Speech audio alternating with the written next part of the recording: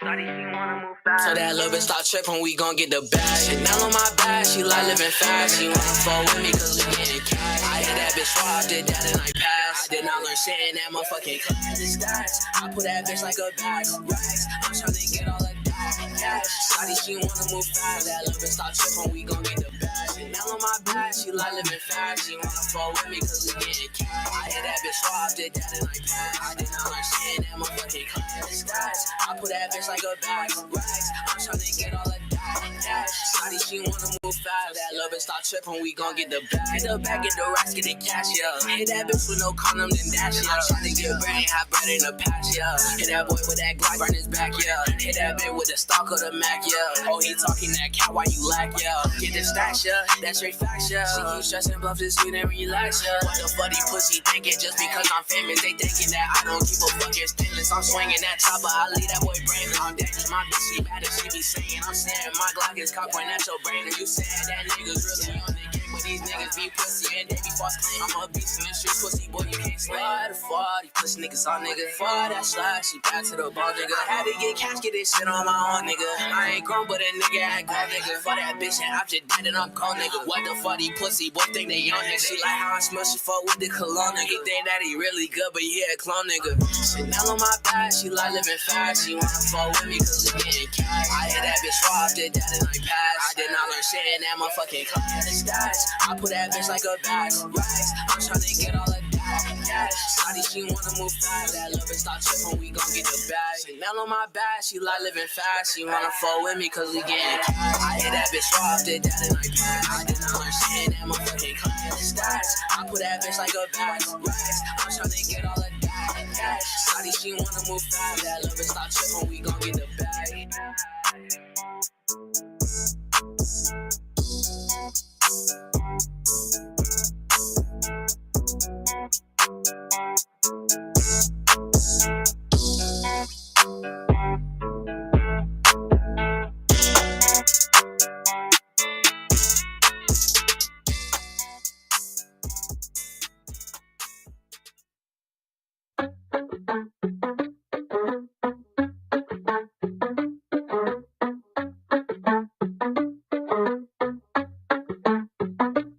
She got her hands out, but that don't mean shit. I'm throwing bands down, all on the bitch. I got it sold out, sweet never miss. She saw me all proud of the whip down the hit. So focused on material, all she wanna do is get me alone. The drinks don't start, what a miracle. I can't tell what's going right or wrong. You got about 1, 2, 3 seconds before I tell your ass to leave. And you got about 1, 2, 3 minutes before you don't mean shit to me. Go ahead and show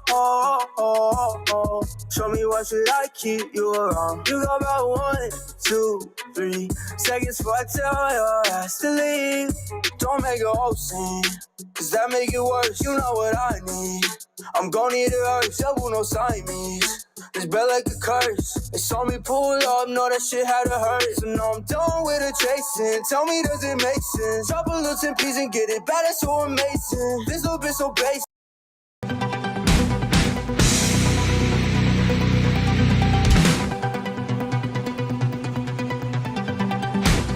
The Morning Fix live radio show will begin shortly. For your best news coverage and commentary, tune in daily at 10 a.m. Eastern Standard Time on The Morning Fix.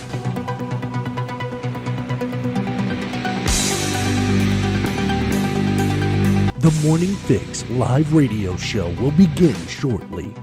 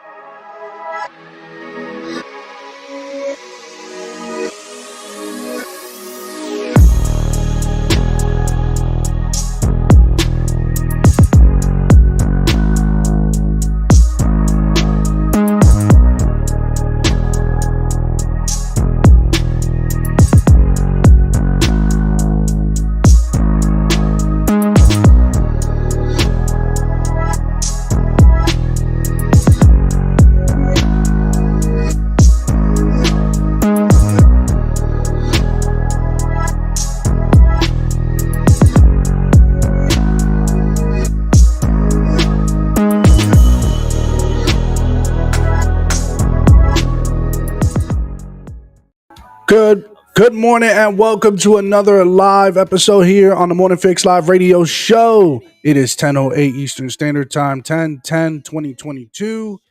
It is beautiful 56 degrees fall day. Couldn't ask for a better clear day here. Nice and brisk. Get that hoodie out. Get your hoodies out. All right. What's going on, Keisha? How we doing? Well, look who got out the new camera. You see it, right? I got it all fixed up nicely. I got I that see it. display out. See that?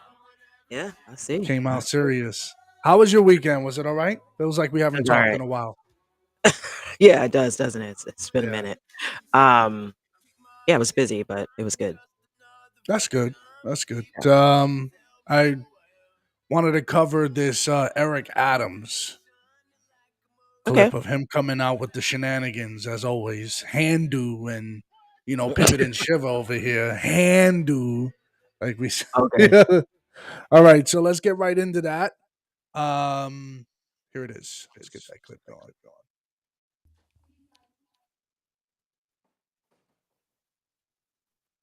Fellow New Yorkers, There we go. we are in a crisis situation. New York City now has more than 61,000 people in our shelter system. That includes thousands of New Yorkers experiencing homelessness and thousands of asylum seekers who have been bussed in over the past few months from other parts of the country. Almost 20,000 are children. All right, so stop. 61,000. Okay. 61,000 and this guy's crying. How many millions are in Texas, Arizona, New Mexico, Florida? Okay. Can we listen? We have to focus on his 61 million. 61,000. I mean, I'm sorry, 61,000. 61,000. Let's focus. Mhm. Let's focus. All right, He focus looks now. serious in this. He's very serious. Look at this suit, by the way, the two-tone with the collar and the Yeah. stripe. I mean, Very God bless. professional. And one in Yeah. 5 of them is an asylum seeker. And every day, the total number gets higher. Every day, from this point forward, we're setting a new record. This is a humanitarian crisis that started with violence and instability in South America.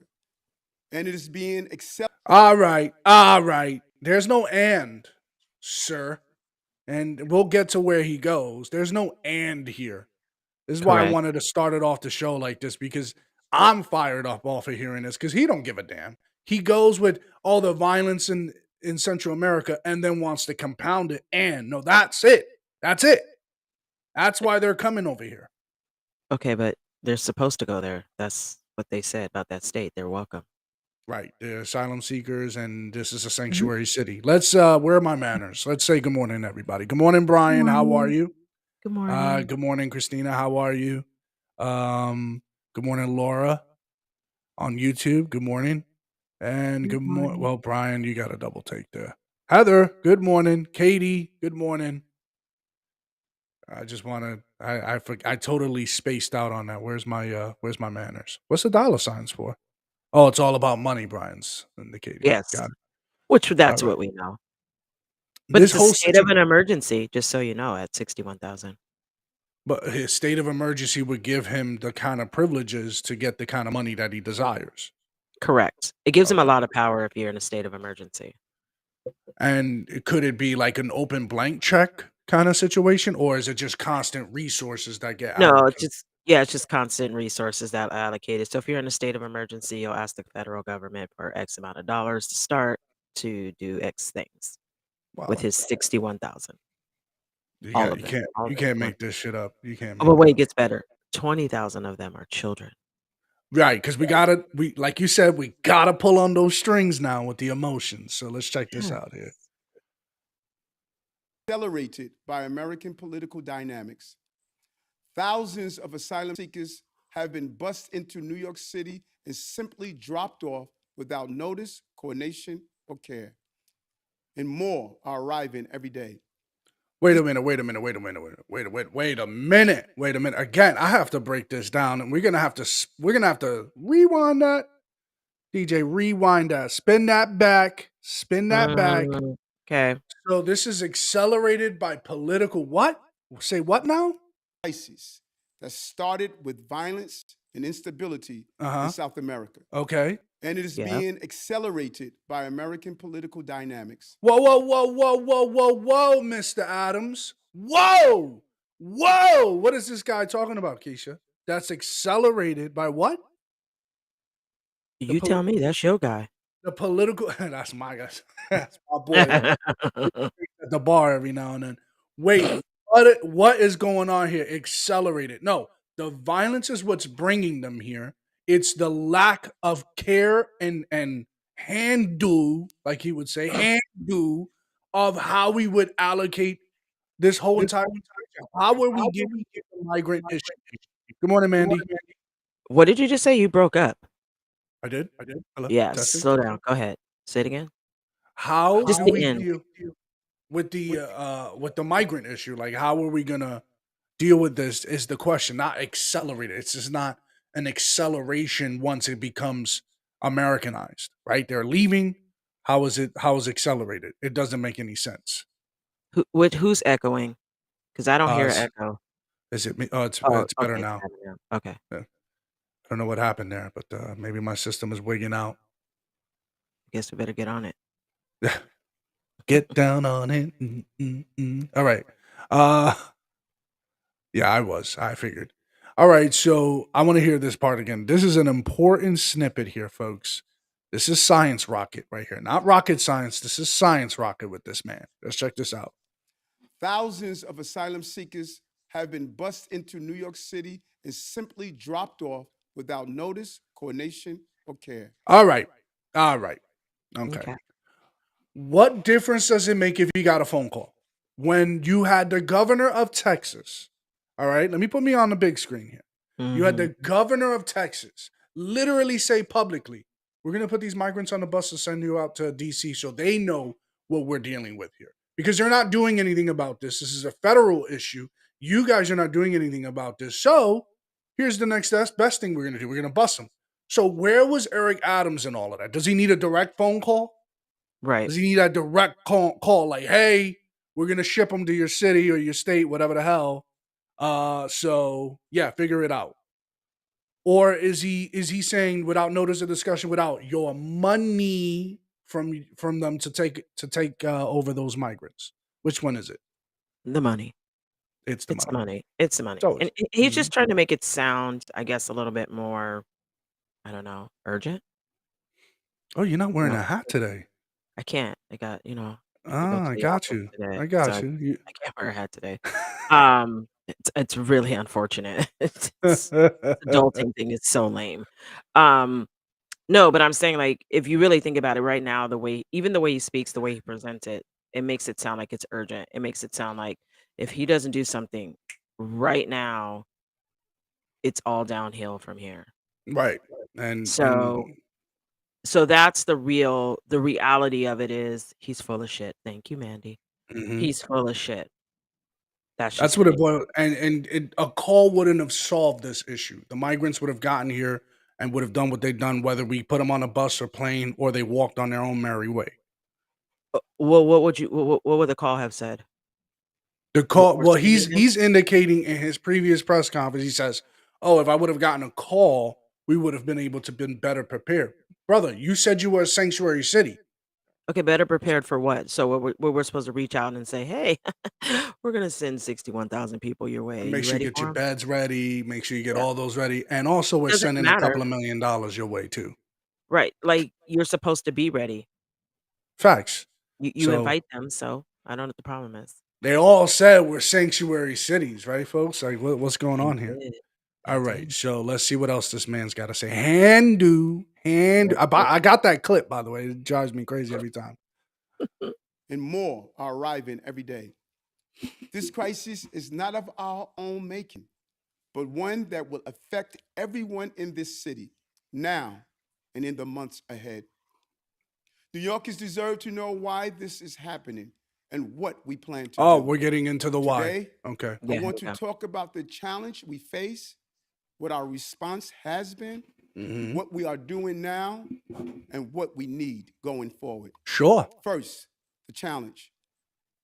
Our city's exceptional ability to respond to a temporary crisis is being used by others to solve a long standing national problem. And this is the problem that I have with these politicians, whether on the right or the left. Just blame the government. Stop blaming other people in their states, brother. What the Right. hell's wrong with you? People are going to do what they do, what's best for their constituency in their own state, right? They don't just answer the bell to their own selves. So at the end of the day, blame the federal damn government and put pressure on them where it's supposed to be. Correct. I'm tired of this back channeling because now Biden or any other president is going to say, oh, it's the governor's fault. You heard the mayor. Well, I mean, everyone's looking for someone to point a finger at. I mean, Just deal with it. The buck stops with me, right? Joe Biden said that. The buck stops with me. well, he says a lot of things, but I'm glad you Okay. understood that. More than 17,000 asylum seekers, mostly from South America, have been bused directly to New York City from our southern border since April of this year. Many of these asylum seekers don't know where they are going or what awaits them at the end of the line. What does it say? Approximately 17,000 asylum seekers, hundreds of buses since April. By the way, folks, I want you guys to know that it was already revealed when Peter Ducey asked the question to Jen Psaki, why is the Biden administration flying migrants across the country? Okay. This started and ends with the government. The government was flying around the migrants first. And so I'm not defending Governor Abbott. I'm not a guy who's like, yeah, Governor Abbott. I don't know. I think the other guy, Al West, would have been a better candidate to be, in my opinion.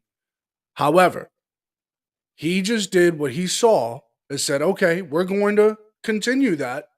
You guys started, we're going to continue it because look at the millions of people at our border. You guys ever seen the drones flying over? You see all those people just waiting at the border? Right. So this is not something that it goes, oh, this is the problem of this governor, that governor, or this governor. You have the mayor of down in southern Texas, forgot his name, but he's a Democrat mayor who's also busing migrants. A Democrat mayor. So this starts and ends with government, Keisha. You know what I mean? Okay, but the border is secure. That's what the borders are, says. That's what Mhm. by the way, on TikTok, guys, I have that emote of the borders are. Make sure you get it. Just so you know, the borders are secure. Hundreds of buses have arrived in New York City. Since early September, we have seen an average of 5 to 6 buses per day. That's it. Yesterday, at least 9 buses arrived. The 9. majority are adults who cannot legally work in this country. Work. Many are families with school-aged children. Some are in desperate need of serious medical care. And York notice, City- notice, folks, the key word here with school-age children. Many families, right? You don't say school-age children, you would say families with their children. Yeah, No, they don't know if that's their children. correct. You get it? You get it Yep. there? Mhm. So they could just be like, oh, this could be a whole trafficking scheme, and we are the ones facilitating this. Correct. So that's why, guys, keywords here, what they say and what they don't say matters. Because right here, as I'm analyzing this, he's saying with school age children, it tells me that they may have a thought in their mind, or maybe with their investigators to suggest they may not be their kids. These people, Well, we don't know. We we've don't have known any that birth for certificates. yeah, but we've known that for a while. That's the problem. That is the real problem with this process. You can Yeah. just grab a child that's running loose and say they're yours, and then go through this whole process and create an entirely new identity for anyone. Right. Because they come here with nothing, right? So they just say, "This is who I am," with no real way to prove it. Mm-hmm. That's the problem with it. That's the sad part, to be honest with you. Mhm. Because again, that just tells me, you just confirmed to me how they don't really care about the migrants. They don't care about sorting through the mess. They No, just but want, that that was the reason why Trump wanted them to go back to their countries, right? And then do it there and then come over. because then you can document who that Yeah, person is. you can And it, document everything, and then they have to have the proper documentation. Once they're here and we're trying to cycle you through a process. Just how do we know the documentation is authentic? So that's why. That's the problem. I mean, yeah, DNA testing. Yep, DNA testing. That's expensive. Number one, when Mhm. you could just go back to your country, get your documentation. That's all. Well, yeah, they wanted to set up the courts and the things inside of their countries, and then that way, once it's all processed and done, then you can enter the country correctly. And I think this is what, yeah, Trump wanted more practical ways to solve it. They want a different way to exasperate the problem. Oh, What he's doing is exasperating the problem. well, the borders are secure. The border is secure. Yeah, Yeah, just wanted to say the that. border is secure. Yeah, s so that you're clear. You're clear. Okay, has go helped ahead. them all. But extending that care has come at a great cost to our city and our people. The asylum seekers arriving here need more than a hot meal or a bed for a night. Without the ability to work legally in this country, they need long term shelter, health care, and a great deal of institutional support. It is straining the limits of our ability to provide care for New Yorkers in need, and it is burning through our city's budget. We expect to spend at least $1 billion by the end of the fiscal year on this crisis. That's just this year. That's just this year. So they're going to The need fiscal more year. billions. Yeah, the fiscal year. When does the fiscal year end?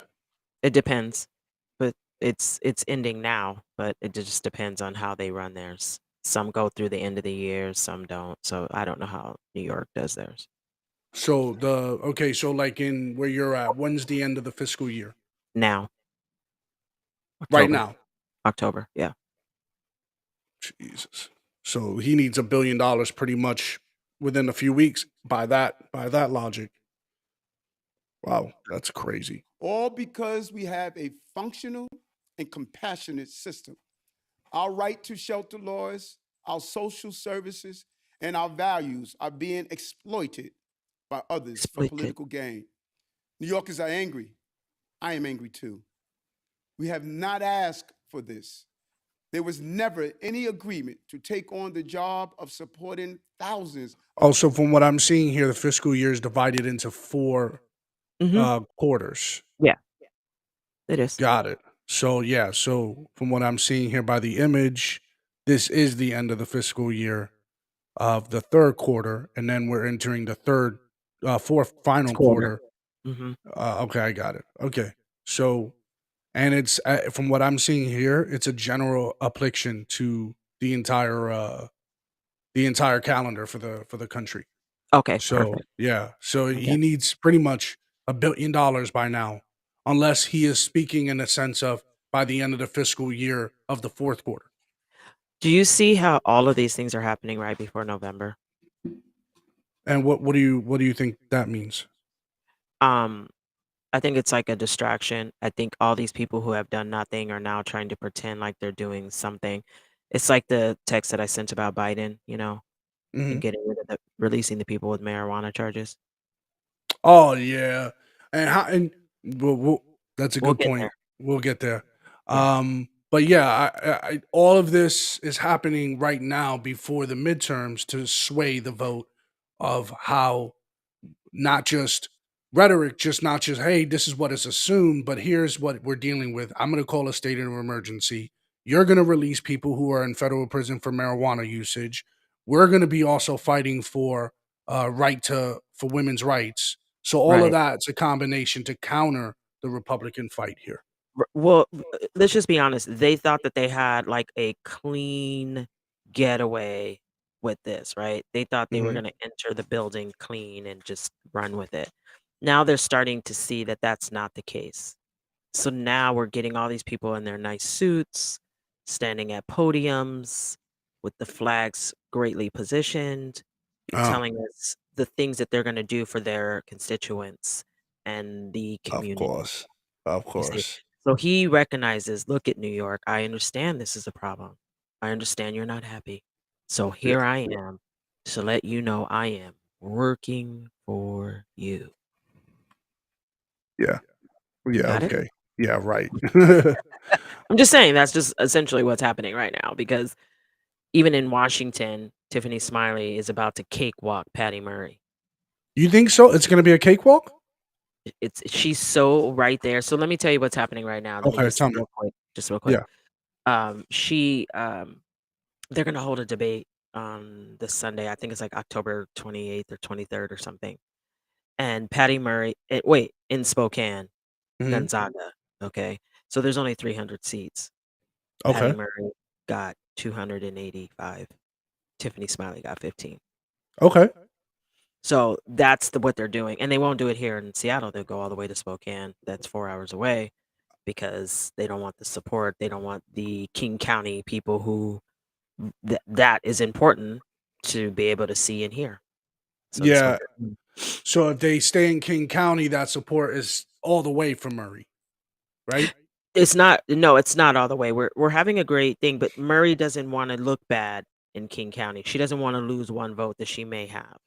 So we're gonna take Got this it. to Spokane. We're gonna go to Gonzaga, like, remember, nobody really knows, but everybody knows. And it only holds 300 people. So the Yeah. idea is that us supporters of Tiffany Smiley is that we just Uh-huh. show up and we stand outside and just say, because the media will be there, everyone will be there, and just say we couldn't get in. They won't let us in because Hmm. they took all the seats. Got it. And So for that's anyone what's who's happening. watching, from what I understand, Spokane is highly conservative, Yes, and there it is. is some inklings of like really far righters in Spokane, And right? not only that, though, Smiley's support is already there, right? So like Murray will go there because Spokane, every single person can vote for Tiffany Smiley. It's not going to matter. It's Got it. gonna be King County, Pierce County, the biggest counties that make the difference. I mean, my county, King County, my district that I had, um, 37, we had the lowest voter turnout, and they are hard left-leaning liberals. So, we just been really pounding the pavement. I mean, this is my district. I run this district. I'm the elected chair for this position in this district, and Hmm. to hear people that are in the highest crime areas say they need less policing is crazy. So that's just kind of where we're at. So they're Yeah. playing the game right now. Everybody's going to play the game before November. So be ready. Yeah. Pretty much. And Mhm. this is how you're saying that that's an example of that with Eric Adams here. Yes. So let's see what this fool got to say some more here. Of asylum seekers. This responsibility was simply handed to us without warning as buses began showing up. There's no playbook for this, no precedent. But despite all this, our city's response has been nothing short of heroic. From setting up welcome centers, organizing housing, healthcare, and transportation, New York City agencies and their community partners have done great work in the face of overwhelming need. New Yorkers, as always, have responded to this crisis by pulling together as one. From April through October, month after month, we have handled the arrival of hundreds of buses, providing triage, water, and urgent medical assistance. We've set up 42 hotels as emergency shelters. We have opened a navigation center led by Catholic Charities that provides case management. All right. So it seems like he already has the plan. It seems like he's already there. So what do you call it flat-footed on? You're utilizing hotels. You have beds. You have water. You have all this stuff. What you're really telling us here, it's very clear. Send the money. Okay. It's really what it boils down to here. It's very clear, Yes, right? because they can't keep it going because it's going to cost the city, billions of dollars to keep B- this up. A lot of money. Yeah. 42 hotels. Yeah. That's how many rooms that are not there for Correct. vacation So at that's the vac. essentially what he's doing. He says, "This is what we're currently doing. This is how we're currently operating. This is how it currently looks. And in order to continue to do this, it's going to cost X." And it looks like they aren't so sanctuary, right? Yeah. To be a sanctuary city, you got to be ready. You got to be prepared. I'm hearing stories of how people are sleeping in the pews in churches Well, because you there's can no never room. be prepared for an influx, right? You're prepared if so many come. You're not prepared when they never stop coming because you can't even process them fast enough into the system to make it work, right? So if you have, 60,000 people coming in and not you have 60,000 currently, but they're still continuing to come in daily. The influx is too high. There's no way they can balance it. So that's what we're getting. No, that's Yeah, their fault. They invited these fools here, so I mean, the border's secure. and they can say all they want, but I haven't heard. I'm echoing. They can say all they want, but I haven't heard one inkling from the majority leader and the majority Senate leader and Mitch McConnell, not Mitch McConnell, excuse me, Chuck Schumer. I haven't heard one inkling of this about dealing with the migrant issue, which ultimately is how this gets dealt. The senators have to get together and figure this out. Okay, Biden but needs to be speaking to the party as well. right, but is there really a problem? No, because this is what they want. Exactly. Yeah. They don't Okay. want the border security. That's a Republican argument. Border security is Right, but Republican. it's not it's not an issue. I mean, whatever. Go ahead. It sounds like Adams wrote a check his ass couldn't cash. That's In right. part. Bumblebee tuna. Range Well, of they just never settlement expected options, it. health service They never expected this that Republicans would slap back. Correct. Yeah, got it.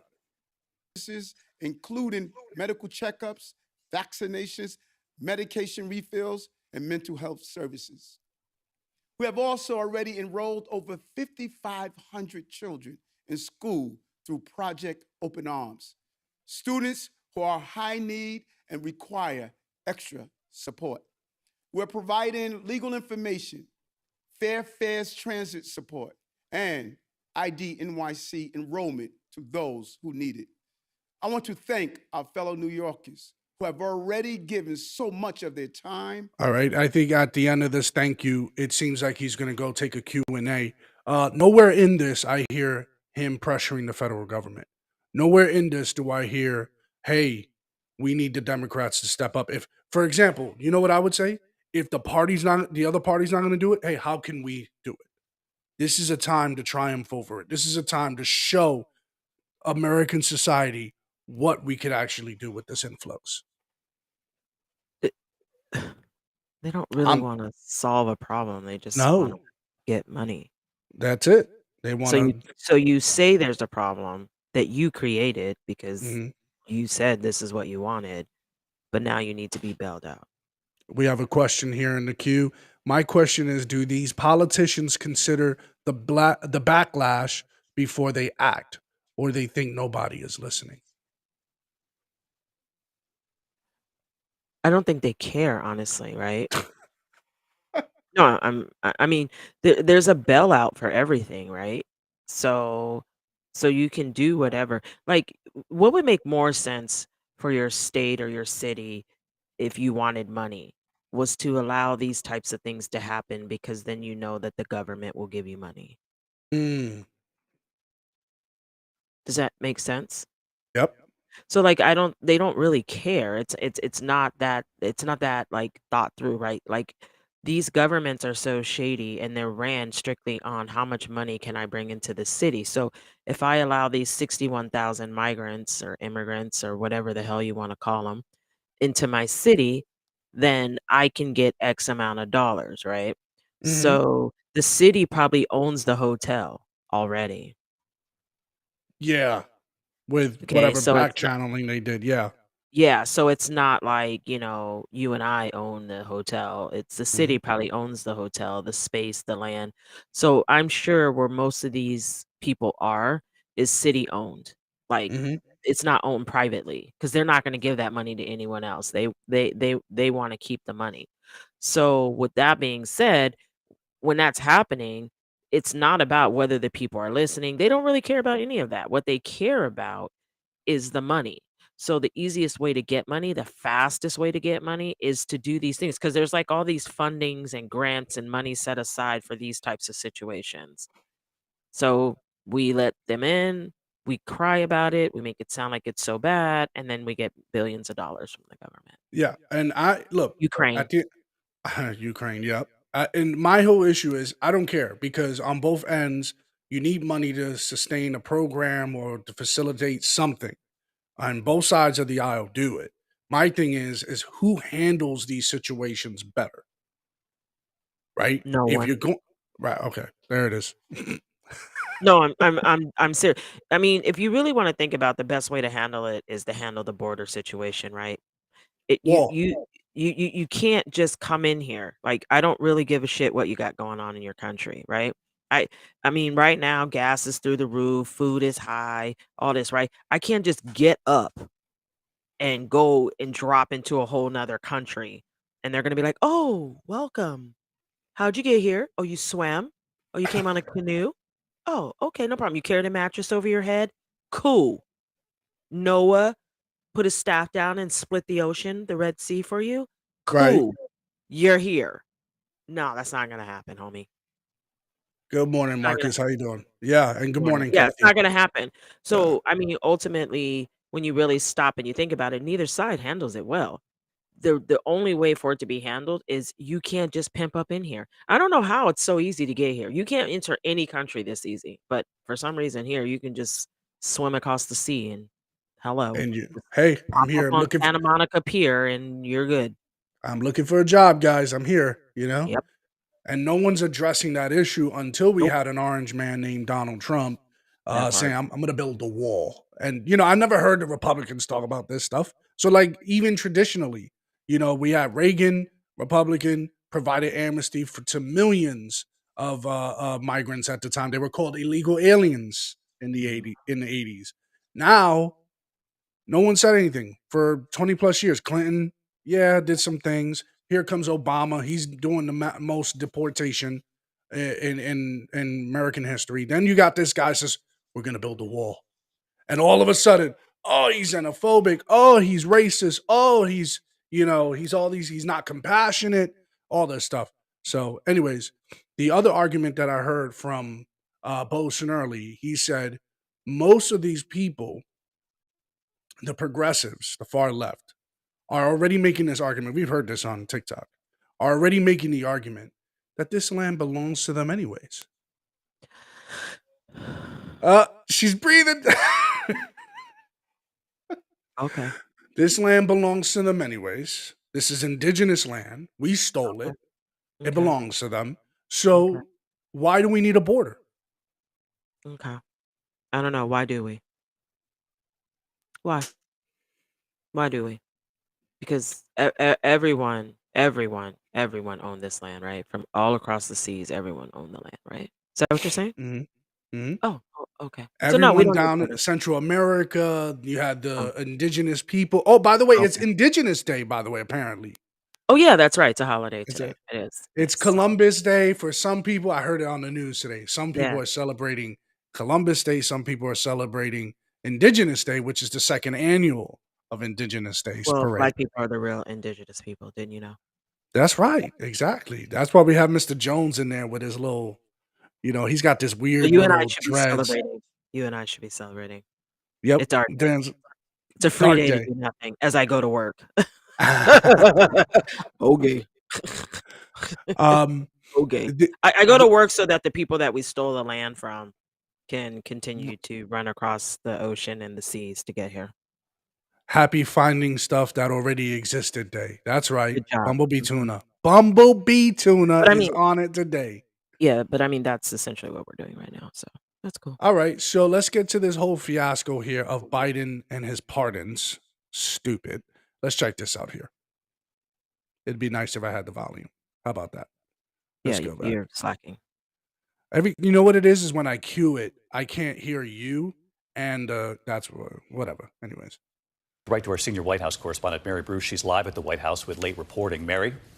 David, the president has now pardoned all people with a marijuana conviction with marijuana possession under federal law. That clears about 6,500 people convicted between 1992 and 2021. Biden saying sending people Hold to up, jail hold for up, hold simple up, hold up, possession hold up. has upended two. Hold up. This exonerates how many? Did I hear 6,500. I heard 6,500. him. Okay, it came in the ears correctly. Yeah, 6,500. Okay. a whole 6,500. Of how many of those 6,500? Mhm. That's their only charge. Ah! You can't make this shit up. You can't make it up. This is how juicy it is. You think I'll let that slip? Hold on, let's replay that.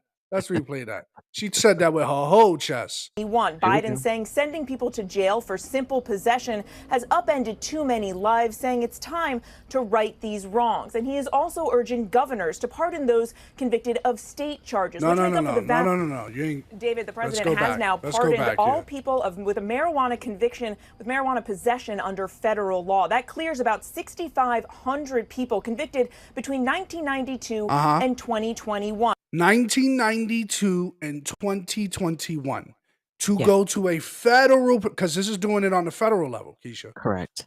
That just for simple possession, you're in Correct. federal prison. They must Mm, really think we're stupid. They must really, and you know what? We are. mm, We are. Because there are a mm. lot of people buying this shit. There are a lot of people buying this. Who goes to federal prison for simple possession of marijuana? Well, first of all, not very many people are buying it. They recognize what's going on. I mean, him and, the hackling hyena wrote the law in California to do this to people. But that was at the local level Yeah. when the Yeah. hackling hyena was practicing that, Yeah. right? Mhm. Who was going to the feds for for Mm. simple possession? I read the statute on simple possession. 6,500 people. I read Did you not hear the number? What's wrong with you? Weren't you paying attention and listening? She told you. like don't be a cis male and Yeah, listen, okay? listen, she told you 6,500 people would be released. She Duh. said from 1992 to now, that number is so wrong. Still 6,500 is a low number for a damn near 30-year period. Exactly. That means they're also not exonerating people before, right? So whatever. Anyways, it's not just a And simple why possession 1992? Why did they pick that year? because it's before the 94 crime bill. Oh, my Hmm. bad. Yep. Oh, funny how that works. Okay, Yeah, continue. but again, when they get down to the nitty gritty of this, it'll be less than 0.1% of this pile here, 6,500, will be the only ones. That is like a small fact. It could be like 20 people that were in there for just simple possession. And again, no one's in the federal prison for simple possession. If you read the statute on what simple possession is, it's like it could be way under an ounce. An ounce of weed is simple possession. An ounce or more is like distribution level, Right, but below that is like personal use, which they call correct. that simple possession. So it's like, are you serious? You really think we're that dumb that the Mhm. feds would take a case over a personal use marijuana case? No, there were other charges. Like it could have been taking a gun across state lines, along with having simple possession of marijuana. Taking your gun across state lines is a federal crime, right? So you will go to a federal judge. That's when you get federal time. And on part of one of your cases would be simple possession of marijuana. Biden saying Stupid. sending people to jail for simple possession has upended too many lives, saying it's time to right these wrongs. And he is also urging governors to pardon those convicted of state charges, which make up for the vast majority of convictions. The president is also ordering his administration to review how marijuana is classified, saying that it makes no sense that it is a Schedule I drug in the same class as heroin and LSD. But David, the big picture here, this is an important first step towards decriminalization. The president is making good on a promise he made during the campaign. All right. So you don't want to put it on the same playing field of LSD and heroin. Okay. Okay, cool. I'm Because with it it. shouldn't be. It shouldn't be. Right. But why is it he's addressing the wrong? But my question is, as you're writing the wrong, Mr. Biden, did you explain why that was implemented that way?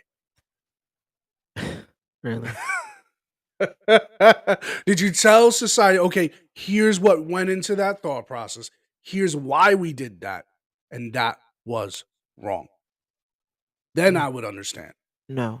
He's just trying to win a few votes because Eh, I saw a video on TikTok where this that's the one I sent you, where the stupid bitch who was trying to pretend she was conservative, Tara, I think her name is, um, said, "Yay, you guys can thank you, Biden. Thank you, Brandon," I think she said, because he's doing this. Oh, yes. Thanks, Brandon. Yeah, Thanks, thank Brandon, you, for this. Brandon. That Yeah. we should be saying that. I Yeah. mean, it doesn't affect me one way or another, so it's neither Mind here you, nor she there. got no steam on that video, by the way. None whatsoever. Because Okay, no but one's buying this. No okay, one's but here's buying it. but here's the other thing, right? You ready? Um, that's on the federal level. He's encouraging governors to do the same. So really, the people that are impacted are at the state level. So now he's just going to make his stance because he is a babbling buffoon. And then if the governors choose not to follow suit, then shame on them. Bad, bad, bad governors for not Which following the law. means I vote against that governor. Right. Because And president and good, governor bad. right. And Yeah. and probably the Democratic governors will jump right on board with Biden and his suggestion. So Most of that's those what they're states have hoping. already decriminalized it. New York decriminalized it. Yeah, but California that's what they're decriminalized hoping it. for, right? That's what Yeah. they're hoping for, right? And then they release these people and let them out. There's even a Republican state that has decriminalized marijuana. I forgot which one was it, but there's I even mean, come on, it's legal in like everywhere now, like just yeah, literally. that's what I'm saying. It was the last step was the feds. Yeah, That was the that was last the step. It's last like, step, right? Because it wasn't yeah. even that's why even like marijuana stores and how they can't like accept things. That's why they only take cash because of it's not legal at the federal level and all this other kind of crap that they have to jump through hurdles to do. And mind you, this is just a pardon. This is not oh, we're removing this completely. This is just a pardon. Whatever. Yeah, okay. It's just a waste of time. It's just stupid. It's just bullshit. Like, can we just go there with it? Like, But they're gonna buy this. They're gonna buy this. Okay. Some of those progressive purple hair and blue hair wearers. You're right. David, of course, this announcement coming just 33 days before the midterm elections. David? Major move from the president tonight. Mary Major Bruce, thank you. move. Major move. Hi, everyone. George Stephanopoulos. Major move. Major move. All right, let's take a quick break. We got one more clip to talk and discuss over because it's a big one. It was discussed in Simply Sundays. We're going to discuss it right here. So we'll be back in just a moment.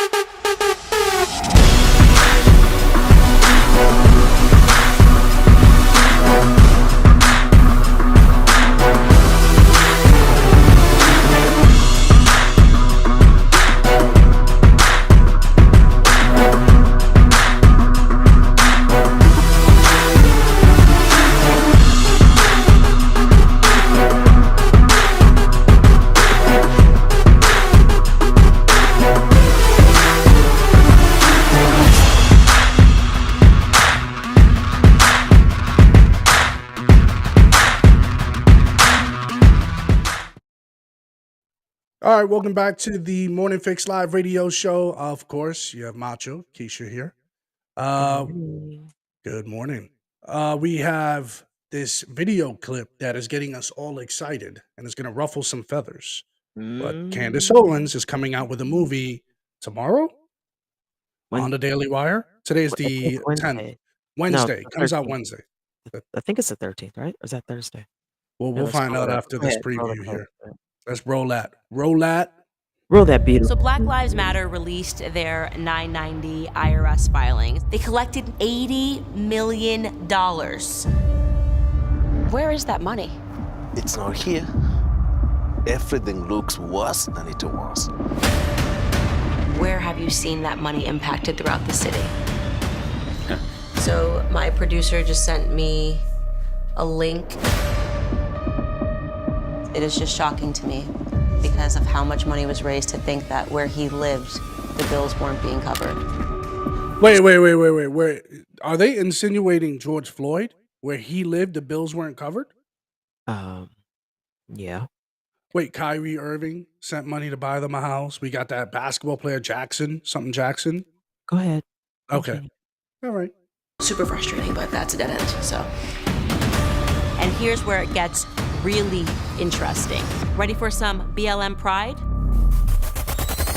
Another $200K went to escorts, BDSM workers, strippers, peep show workers, phone sex operators, and webcam performers. And then at that moment, it became personal. And I thought, not only am I going to say the truth, I am going to scream the truth louder than you can scream the lies. Ooh, I'm excited. This looks like It's incredible that the majority of the world hasn't seen this. This is 10, 12. There it Yeah. is. Wednesday. 10, 12, 2022. This is a I will be doozy. watching. Now, I will be watching. what are your expectations here, Keisha? I'm hoping we actually get all of the hard facts, right? So I don't want a lot of like their take. I just want the hard facts. Like I just want it to be presented. This is what they were doing. This is how the money was being spent from what they can find, obviously. And then how the community truly never reaped any benefits from it. Yeah. So that's what I'm waiting on. I can't wait. She looks stunning, by the way. She does actually. Yeah, she does. In those video clips. Can we just discuss how beautiful she looks? Yeah. Should we get it? Let's get that freeze frame there because she did. I thought the hair was on fleek. Oh I thought it my was God. looking. I love, and they Wait. caught her. They captured her pretty nicely. Yeah. Right Wait, hold here. on. Yeah, there was one more. She looked better where you could see No, like we don't want to see just hit that. play. Just hit play because it'll play. No. And here's where it gets. Which one? It's at the end where she says. At the end. Yeah, where she says. Right here. Yes. There you go. Look at her. Makeup is done right. Hair is done right. I mean, she looks fabulous. She looks amazing. Yeah, and Excited. I'm hoping my point of view is the same. Enough with the propaganda, enough with the rhetoric spin. If there is the cold hard facts, present them and let Yes. us come to that and Mhm. put the heat on Black Lives Matter and all those figureheads to come out with a statement. This should be that explosive. They Yes. should be coming out with a statement of apology or get their PR people out because that tells me you are on your toes. That means you guys feel that heat coming. And Right. we knew If nothing this else, all along. Yeah. if nothing else, we should be able to get. I want to force BLM into having to say something that they Right. just can't sit on their hands and be quiet. I don't really care, but they should have to address everyone about these allegations, especially because it looks like they were trying to start like enter into like the sex world, sex work, with the operators and everything else. So, webcam people, like that's a totally different space to be in. So I'm Mhm. really interested to hear about that as well. And I'm So we'll sure see. that they're paying towards a lot of propaganda spiels, Yeah. like Ibram X. Kendi, Malcolm Nance, Tariq Nasheed, all these people and their organizations. They're paying towards them because all of them have some kind of public, how do I call it? Some like this platform. Tariq Nasheed's got his own podcast and Correct. his hate. You have a lot of there's another person who has I forgot the black guy that was on MSNBC that we played just recently, but and then we also have Malcolm Nance. Someone's funding these people, Mm-hmm. so it's a lot of them is these groups, these organizations, these grassroots groups like BLM taking that money, not only using it for themselves, but we need to continue this rhetoric. We need to keep Well, pushing it. the deeper part of BLM is the truth is that these three women were the face of BLM. They Right. weren't BLM. And that's what other people need to recognize, that Mm, these 3 women were just the face. Let's discuss who's actually behind BLM. got it. You see Yeah. what I'm saying? Because And that's who's so technically these people were paid, but these 3 women are just taking the fall, right? So like they're saying, mhm. "Oh, her baby daddy was paid," or this, that, or the third, right? But everybody was technically on payroll. So that's why when you ask these 3 women what happened to the money, they probably don't even know. They probably can't even tell you. They know that they were paid X and such was paid X, but they probably don't even know either Yeah, because it they're was not a BLM. they're not, and we all knew it. They were just the face of it, Yeah. and just going through, whatever it is they were going through, and just trying to create that animus to Yeah. society because But Russell Simmons is saying that oh white my people god, ruined BLM. He's also saying that these people are being, like, tortured and traumatized, and people are accusing them of all these heinous things. No, it's the facts. I can't wait to yeah, see what his ass has to say after the funeral of BLM. yeah. I want to see what because they're all gonna blame something and somebody, right? They're gonna Yeah, blame, whoever they're gonna blame, and that's the frustrating part because they're not gonna take any responsibility for the backlash that this all presented. You know what I mean? well, I'm gonna say this, it's if I can stream it first thing Wednesday, like, if Oh, it that would be allows, awesome. That would be I will awesome. watch it before we air on Wednesday. So, remember I was talking to you yesterday about Gianno Caldwell. Mhm. Gianno Caldwell is a analyst or a contribute not a contributor. He's a reporter Right, for Fox, and he went out. He lost a few months ago. He lost his little brother in right, Chicago. Just got shot, dead, killed. Dude's been a wreck, been emotional, but he's used that and really been going at the media, been going at politicians. He had like a beautiful coverage with Lawrence Jones.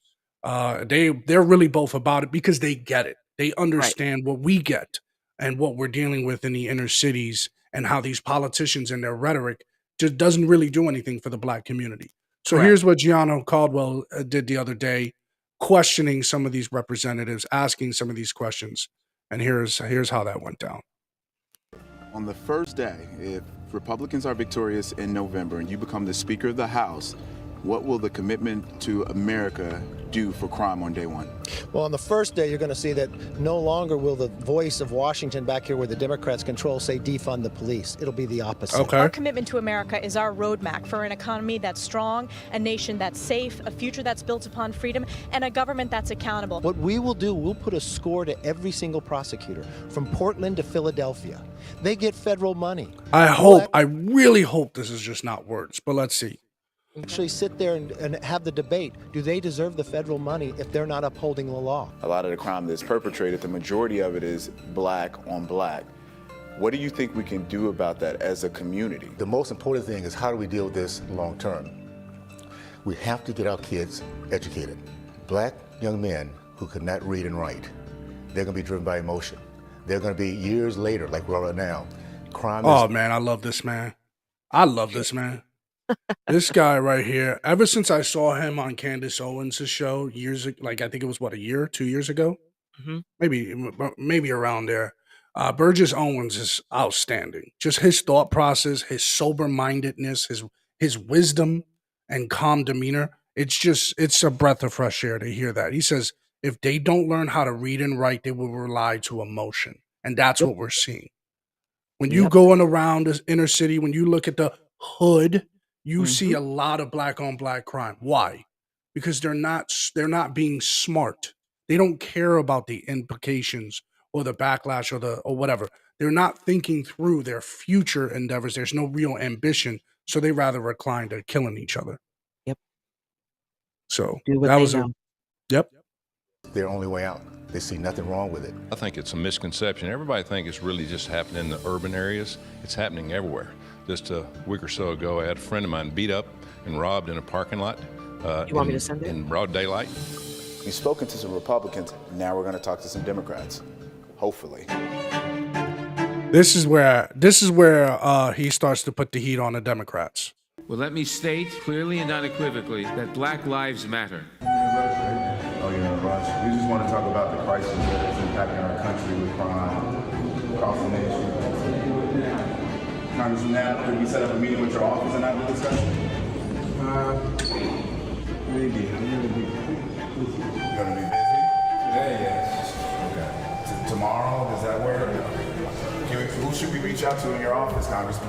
We just want to talk about the crime crisis in America. The ease with which people acquire guns is still a big factor. Crime is not out of control in our city. Is Mayor Lori Lightfoot doing a good job? I think she's doing a good job, and I think she'll be reelected as mayor of the city of Chicago. Wow.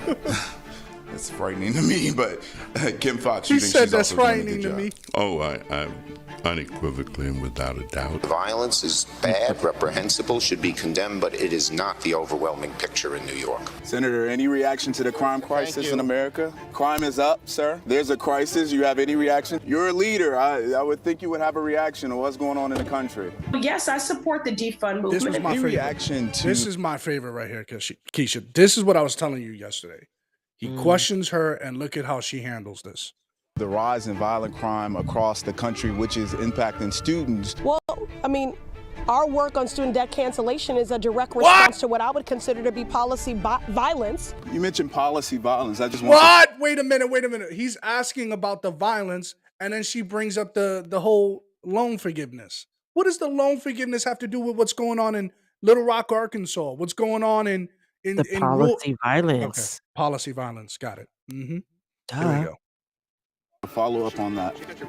She got my, yeah, I know the policy violence. I just wanted to know. Do you feel that the police should still be doing it? Shoot you a note. We'll set it up. We need to completely dismantle the Minneapolis police. She didn't even want to talk to him. This is what frustrates y'all. Was so vocal during 2020. This is why no one buys it. You were so vocal. You were emphatic. You said things like defund the police. We need to reallocate. This is hurting our inner city. This is not helping. And then here you go. You rally up all this money to not help out the inner city, not do nothing. Kids are still not reading and writing. Kids are far worse off than they were when we had that 2020 push. Kids are far worse off today than since the inception of BLM in 2014. Absolutely incredible. It's just, where are we? Why answer a question? She did, the policy violence. Policy violence. Whatever the hell that is. Here's the ironic part about all of this is that they have a lot to say when they're in control of what they say. Mm-hmm. The moment that you question them, the hardest part about answering a question is you don't know what the question is. That's the hardest part about answering a question. So if you don't know what the question is, how can you answer it the way you want to answer it? It's no longer controlled, right? So in these situations, they tend to just go back to the politically correct answer or the answer they've stated for something else, right? And then put a spin on it. He asked a direct question and she said with her whole chest about policy violence and the student loans. And she said it with like conviction, like she was really saying something that mattered. Which so literally, I think it had nothing to do with the question. Nothing. Anyways, moving on. Oh man, that really pissed me off. And again, this movie that Candace and Daily Wire is coming out with, exposing the lies, the BLM funeral, I promise you, if she hits here and hits it out of the park, it would put everyone on notice. Everyone. Because no one's not going to want to supply or fund, and shame on all those actors that donated to this organization blindly. Shame on all those organizations that donated to these organizations blindly. Because you knew damn well, because there were a lot of people speaking on them. I'm sorry. It wasn't blindly. They knew what they were doing. Okay. And shame on them, because they knew there were plenty of people speaking out in the community, plenty of people pushing back and saying BLM is a fraud. Yes. So they should have known better. And look at that. We can laugh and, we were right. You were wrong. All right, let's get into Sports Hour.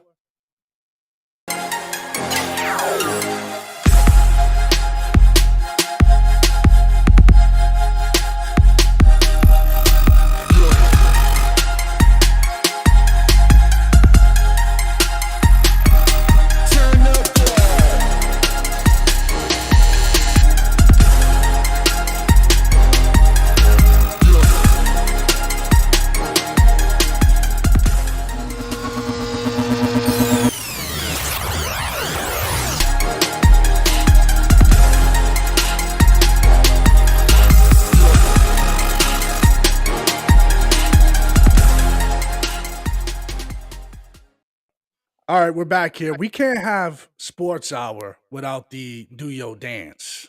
AJ's here, and he's just listed as AJ today. It's not AJ something. It's just AJ today. Okay. AJ, good morning. Mic check. Mic check. Mic check. We don't hear him. Good morning, AJ. Check. There he is. There he is. Mic check 212. All right, let's do your dance on it. Chase Davis on the beat, yeah. Put that shit on. Put that shit on.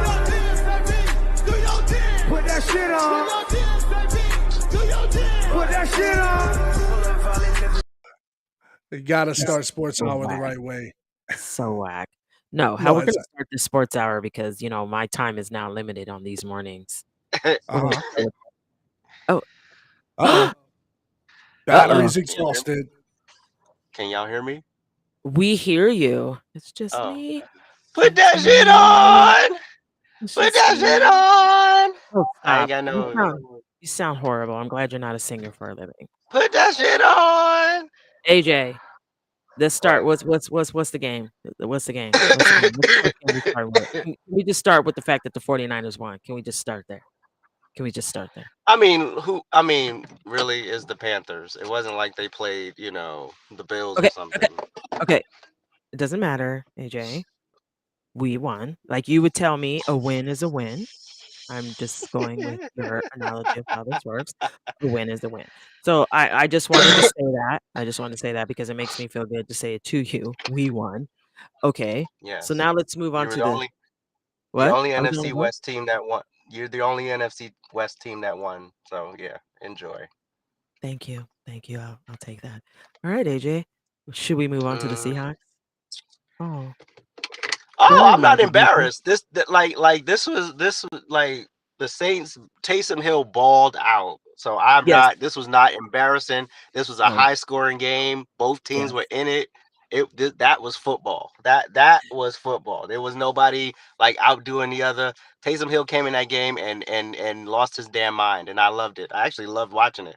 But we couldn't pull off the W. That's fine though. But it's cool, And I agree with you. But It we was were a in great it. game. I do agree that it was a great game. I do agree that. Oh, hello. I'm back. I do agree. Oh, you couldn't stand that I had all the shine. I do agree that both teams played well. Mhm. The Seahawks just couldn't deliver in the end, which is, expected of the Seahawks. Hey, okay, look, really, it wasn't Look at about they Brian. couldn't deliver. It was The literally Seahawks came choked. down. They did not. No, they didn't. Who said that? Brian said that. Okay, Brian, I got your number. Okay, It's all so good. it is all Seattle good. was- No, they It's fine. did play well. They did play well. I can't take it away. The game was a good game. I watched it from start to finish, with hitting and missing back and forth, but they did play well. So I will give them that credit.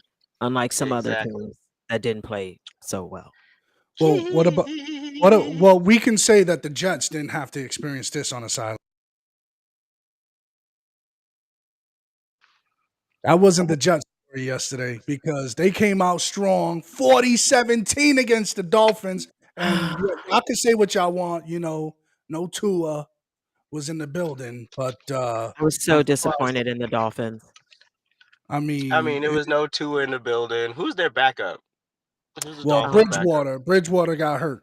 Oh God! Oh God! He Teddy got Bridgewater. hurt. He only had one attempt. He got hurt. Yeah. He got hurt bad, got hit, and he's out. Oh wow!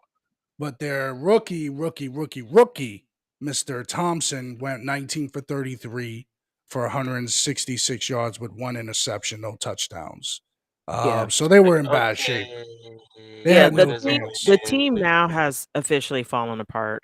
I was super disappointed because I had such high hopes for the Miami Dolphins. I was really rooting for them. And the fact that the Jets managed to pull off 40 points made me nauseous.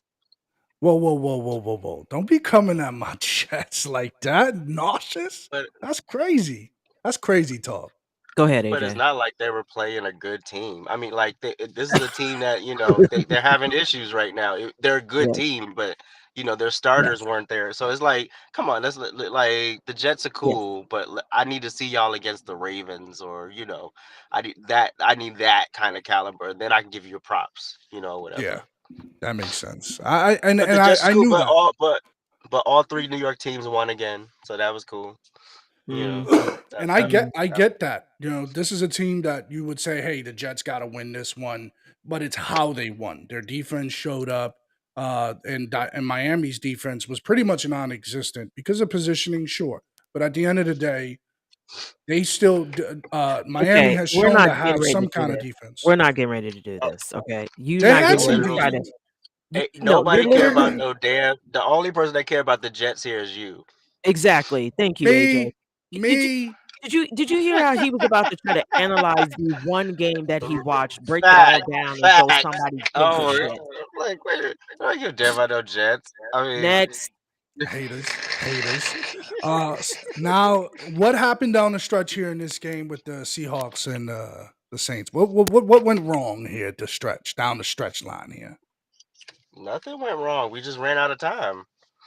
It was it it was happens. literally it was literally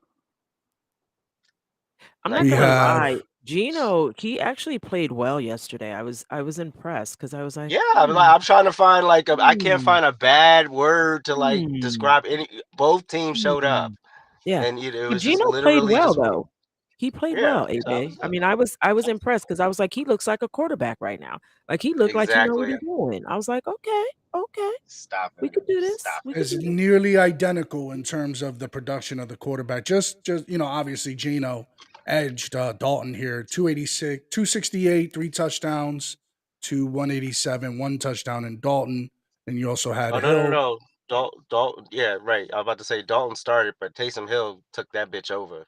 Yeah. I was like, Ah, Taysom Hill was like, ah! He literally got that Phil lost his mind. I was like, I don't know who this dude is, but I like him. Well, well, can they I just say always, this, Macho? yeah, If you yeah, ever go want ahead. to know what it looks like when two football teams play, Uh huh. you can reference this game and not the Jets and the Dolphins. Ooh. Damn, damn.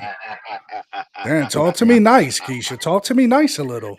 All I right, it have looks like I have been talking to you nice. now you're coming from my head. It's fine. So obviously, this is obvious, right? The Tampa Bay Buccaneers should have beaten this team in the Falcons because again, I'm not sold on Mariota. I've Okay. never been It sold got on Marcus scary. Mariota. Okay, but It let me got tell you scary for a something. moment. Like Thank you, they didn't AJ. finish that game strong. They did not No. finish that game strong. But they pulled off the W, which was what matters. But yeah, Brady fell apart. They fell apart at that second half. They really did. Yeah, And that and can't I'm happen gonna again. say this. The score should have never been this score. Like we shouldn't even had to question who was gonna win that game. Facts. Mm. Let's keep it That 100. part too. Mhm. And I was And questioning it there for a minute. and where exactly is the breakdown? 35 for 52, 351 yards out of Brady. Like where exactly did the breakdown happen? Is he just wasn't executing in the red zone? Where it mattered. Right. In the red zone. Yes. Okay. Mhm. Got it. Yes. That makes sense. And towards the tail end, the Falcons were making a stomp back to make this a Yeah. game, essentially. Mhm. Yeah, I see Now, here. what is it Bet about about score. Marcus? What is it about Marcus Mariota you don't feel? Like I don't think he's a bad quarterback. I don't, I would want him on my team, but I don't think he's a bad quarterback. I just feel like, he doesn't make the proper reads that he's supposed to make. How is Uh, Mr. Full Service saying good morning and he's not in here giving us his good morning, Mr. Full Service. whatever. Great Oh, His show how whole nice of you yesterday. to picture is in join there. us. How Right. nice of you to join us, sir. Thank you, AJ. His whole picture's in there. We have yet to see him, but that's neither here nor there. Can we okay, there's two things that I really want to discuss. How the hell are the Giants playing this well? And the Yo, damn Eagles are 5 I and 0. Like what the hell's really going I on? I can't answer that question. I don't know how the Giants are pulling this off. Especially with a guy in quarterback at Danny Jones. Mariota is better than Danny Jones. I'll put it to you like that. It's Because crazy. Danny Jones does not know how to not only make the proper reads, he doesn't know how to make the proper throws. So Yeah. that's a double whammy to me. I don't know how they're this good, and I mean, I don't know what's leading, especially against this team, the Packers. So Yeah. either the Packers are in a bad shape, or the Giants are just playing that good of football 5 games No, into the the problem season. with No. the Packers is Rodgers has to build chemistry with those receivers, and he doesn't have Devontae Adams anymore. That was his go-to. That was his dude. Mm-hmm. But he wanted to price his dude out of the market, so he got rid of him. They got rid of him. But it's the receivers. It's the receivers. They don't have a. They got to build that chemistry. They got to build that rapport, and they don't have it. And I mean, maybe Aaron Rodgers was jet lag. It was in London at 8:30 in the morning here, so I was like, Yeah, oh, maybe. this is a London game. I was like, when Maybe. the alert popped up, I was like, is this real? Oh, it is real.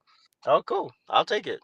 But I don't know. Maybe it was more too on pressure on the defense here because it's not like the Giants took and dominated this game. Saquon Barkley, 70 Okay. yards with 13 Whoa, carries. whoa, It whoa, wasn't whoa, like they whoa. dominated Pause. this game here. Pause. What is the record of the Giants? 4-1. Okay. Right, exactly. They did something What right, does that clearly. mean? What does that They're mean? 4-1. Like Right? when what? They what? Who's on the team that they got a 4-1 record? Like what is going on there? Did y'all see the That's head the coach going into the tunnel? He was hyped. Yes. I would be too. When Yes. you're playing with house when you playing with house money, I would be too. I do I'm not surprised. see. Even the fact that the Eagles are 5-0, I'm just like, wow. Look, if the Giants win their next Yeah. game, I would say they got themselves a season. If they win their next game, that's when I'll say No, it. I wouldn't go that far. Why not? If I mean, 6 I think games in, I think they'll definitely make the playoffs. I think they'll Yeah. do that. at this rate, yeah. Will they make a deep run? I don't know yet. That remains to be seen. I mean, nobody thought the Bengals was gonna be in the Super Bowl last year. So, Correct. it is what it is. You never know. Here's another Correct. game here. I'm really happy with. Did you guys see the post game interview with Jalen Hurts here? I didn't. Well, No, Jalen I Hurts didn't. pretty much said, I don't really want to hear anything about the 5-0 record because no one talked to me and cared about anything we were working on here when we were 2-5. So I really don't I don't want to hear anything from anybody about my 5-0 record. But hey, this is absolutely outstanding. I saw the potential in this guy last year, and he is shown to be a decent quarterback, despite the fact that his QBR is pretty low. This Because team is an you know all-around why? team. Because he's decent. I mean, the Cardinals aren't a team, so like it's not shocking that they lost. I mean, I don't know what's Not going on in shocking at all. Arizona, Well, it's but because he's not reading the book. That's why Murray's not reading the book. yeah, I don't know what's Murray going on still over don't there. read it. Okay. Cry racism and still don't read the book. And still don't read, God right? damn. Yeah, Oh they're my giving him an God. empty. Make They're it giving him racist. an empty book every Sunday, Yeah. Saturday. They're giving him Yeah. I don't know what's going on in and Arizona, he's but like, "Yeah, I'm reading it, Coach. I'm reading it." the Bidwells need to figure it out, but I don't know what's going on over there. So it wasn't exactly shocking that Right. the Cardinals lost. I mean, I was surprised that the Cowboys pulled it off, though. I was surprised by that nonsense. The Oh Cowboys. no. I That can't. was I see, I'm no Cowboys fan by a mile, but I will say I was very, very pleasantly surprised, and I By was the I was like, defense. okay, they are. And then, of course you're fucking up Matthew Stafford, so of course I'm gonna be happy about that. Oh So my they God. were like they beat that man up, and I loved it. I loved For it. I love for seeing him get up in Solana. agony. I loved it. I Solana. loved it. I You loved know it. Yeah, what? You know what's funny? And then from Micah Parsons to have the groin injury and to still go back in the game and beast Yes. out on and still make the game winning set. He did the damn thing. I'll give the Cowboys that. I text my nephew who's a Cowboys fan. I was like, I'll give you that. I'll give you that. Yeah, the defense played extremely well. They Yep. showed up. I will say I have a Woo. soft spot in my heart for Stafford. I would like to see him win. he Why? won. He won Why? I don't already. know. It's just He won something it. He about got his already. yeah. I You know, but I no, I get it, Keisha. You want to see the Stafford. You no, want to he's see not the even like that. Stafford. When he was in You Detroit, think he cute. really, you know what's so funny? You know what's so She funny? does. She I does don't like them even look white at any of the boys. athletes that way. it's just when he was in Detroit, I just felt like, when he was with Megatron, like I just felt like they just kept getting robbed all the damn time. And be nice to, Oh It's a split the yeah. players. It's like Detroit is a Larry terrible Fitzgerald. Like I just organization. feel bad that he never won a Super Bowl because he was so Right. committed to the damn Cardinals, and he just never won a Super Bowl. So it's little things Stafford like that. Stafford won a Super Bowl already. He's Yeah, good. with him. Yeah, so he's good. He Yeah, gonna get his gold jacket now. He's good. right. White boy's gonna be all right, Keisha. White boy's gonna be all right. Yeah. Look, okay, Whack 100. Look, okay, Whack 100. Whack, Why it always gotta be whack, about race? Look, okay, Whack. why? All right, look at this. It was this bad of a game for Buffalo that it turned out to be like this. Check this out. I know I saw this. Brawl City out here. Look at them. They're getting wild out here. Well, he took that late Pittsburgh, hit, so I mean, that's why he reacted the way he did. He was protecting his player that got a late of hit on him. course, So of I course, mean, as it he is what it should, is. It is as what it he is. should. Oh please, let's just call it what it was. The Steelers got mollywopped, They They did. did. and they were in their feelings, and it is what the hell it is. And I hope, because I like Mike Tomlin, and I hope this is not his first losing season. He said it after the game. We were trash. We were Yep. terrible today, and we got to figure it out and do better. I like that when he came out. When he All came right, out in the press gentlemen. conference. All right, Keisha, have a great and wonderful day working. I got to get out of here. You guys have an amazing day. Thank you, everybody, for tuning in. I'll see you guys tomorrow morning. Bye. Bye.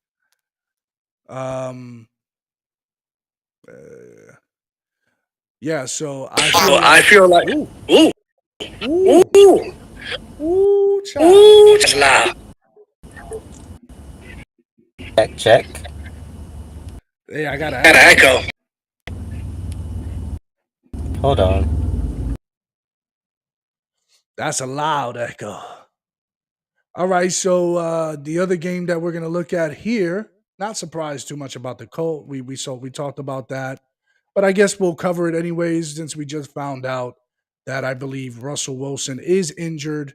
I think he tore or something on his rotator or his shoulder. So I don't know, how it's going to work out for him at this point. But it also makes sense why he wasn't able to complete those throws because he was hurt. Woo! I got more echoing from you, AJ. Can y'all hear me? Yeah, we can hear you. It's just echoing.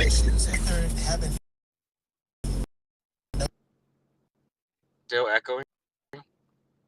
No, now it's better. Okay. So we got the news that Russell Wilson is in fact injured. So it would make sense why he wasn't able to complete those throws. Yes. He got a little Yeah. So on his throwing, or at least the area, and so hopefully he'll be good next Monday. yeah. So this all makes sense, and that he'll heal, and he's going to have to battle through it the rest of the season with the injury. But it makes sense, and hopefully with that news, people can stop being so hard on him, and which essentially what people has been. I have been asking the question: is it time? Is it catched up to him? But now They won't they won't let up on him. no, they won't let up. Yeah. He posted like some quote yesterday, going through hell. Keep going. And they just beat him in those comments. God damn, like y'all act like he's been here for years and is still messing up. It's been 5 games, getting 4 or 5 games. Like give it a moment. Yeah, facts.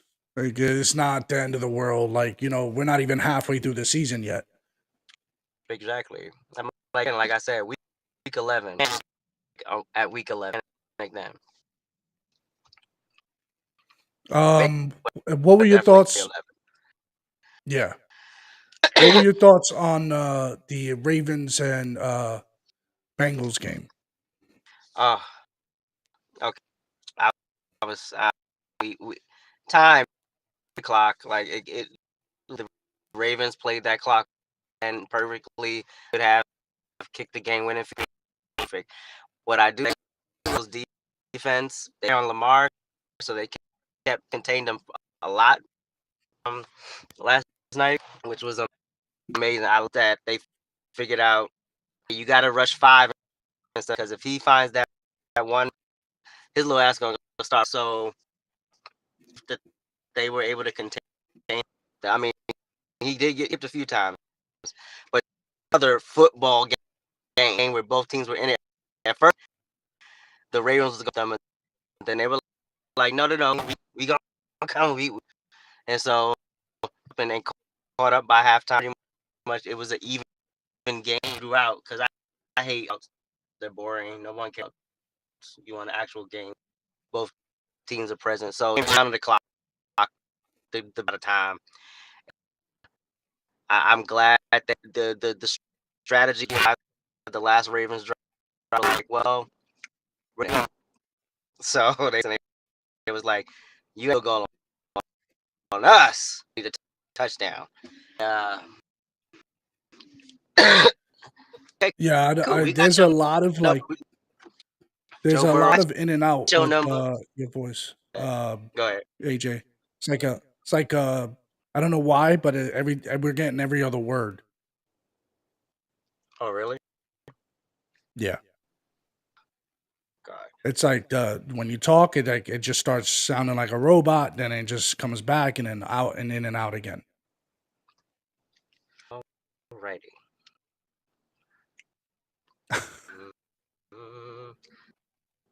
All right. Let me.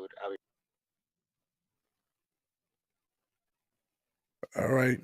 Sorry, folks, for the technical difficulties, but we're figuring it out. It's all good. No, it's coming in like that. For some reason, it does that. The connection failure. That's all right. We're learning here on this show. We're figuring things out how we can make things better. And every time it goes by, we're getting better. We're getting there. But you guys are the faithful. What do you guys think? What was your favorite game over the weekend? Just throw that in there. Let's see. Matthew Stafford belongs in the old folks' home. 5 times in a row, opponents held under 20. Yeah. Oh, speaking of baseball, Ted, my team, yeah, the Mets are gone. The Mets have been eliminated yesterday.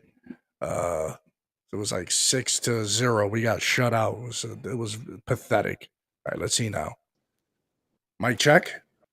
Is check 1, 2. Can you hear me? All right. Yep, we can hear you.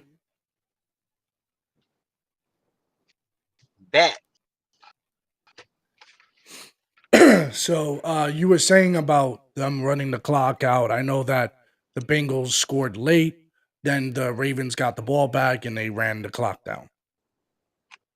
Out. They was like, you ain't getting this ball back. They have both of their kickers are. It was a no-brainer. The game-winning field goal to their kicker by a field goal. Yeah. Yeah. But that another game where both teams were ready. Nobody looked crazy. Where does the defense? Where's the offense? Where's fire was all in. So that was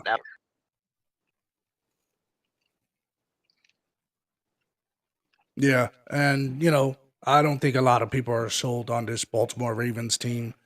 You know, Lamar Jackson should be looking a lot more sharper, and it seems like he's not going to get any better right now. This Browns and Chargers game was not surprised over, but I'm surprised by the performance of Brissett. Brissett hasn't been able to. Yeah, go ahead. No, Brissett's had, like I said, I think last week, But and then I mean, like, how could you not? You guys did not. So you know, I think he's doing it, pull off the W, but bad ball. I will say that. And Deshaun, I'm about to say Deshaun Jackson. um, to the facility as of today for doing anything, but he can at least be there. Yeah. Starting, we're slowly on Watson into the whole. See what happens. You know, Deshaun. Hopefully he can, at least give something, in terms of like a championship to a championship game. Damn. Yeah, and they haven't been at that point pinnacle. It's been the franchise hasn't been in a championship game in how many years? Decades, exactly. It's been Been a one terrible wild team for card game. So. yeah. I was happy to see that the Chargers were able to bounce back, and because I do believe in this guy Herbert, I like him. I just don't think that he has the pieces he needs. Eckler is doing what he does. I mean, outstanding game from Eckler. Yes. 16 carries, 173 yards. Unreal. Lights out. Absolutely. It's kind of like what they do, but you don't really feel them. Like a lot of like, oh, it's cool. I know they are. Where Not do my you team. think where do you think the Steelers go from here?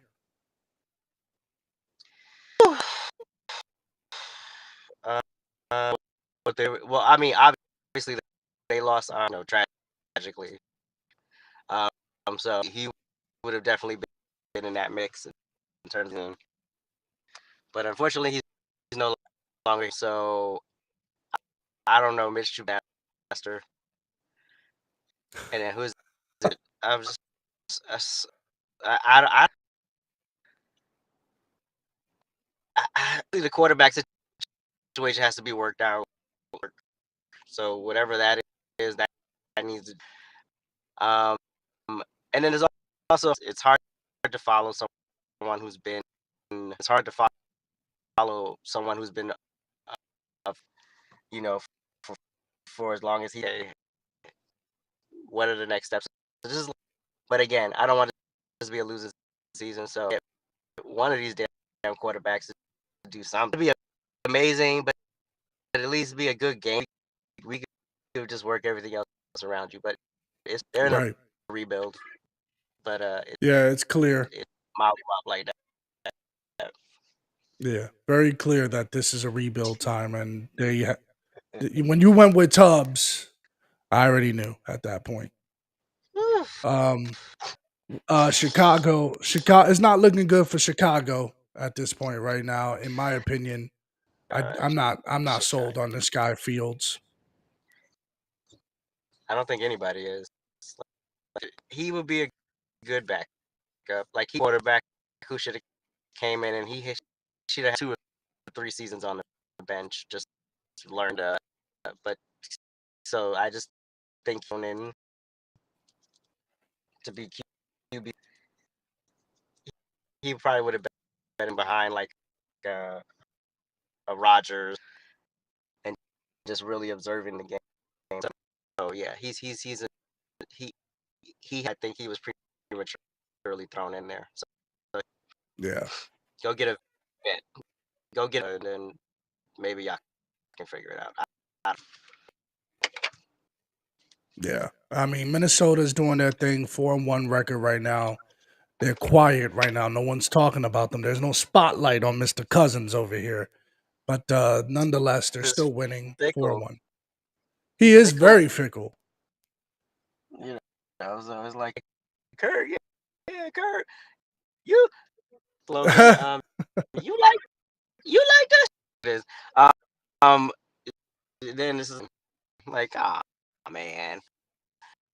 But whatever, Vikings, that's a ties. They insist on their quarterback. So Yeah. Let's do some picks for tonight. it What is your picks for the tonight's game, the Monday night game here?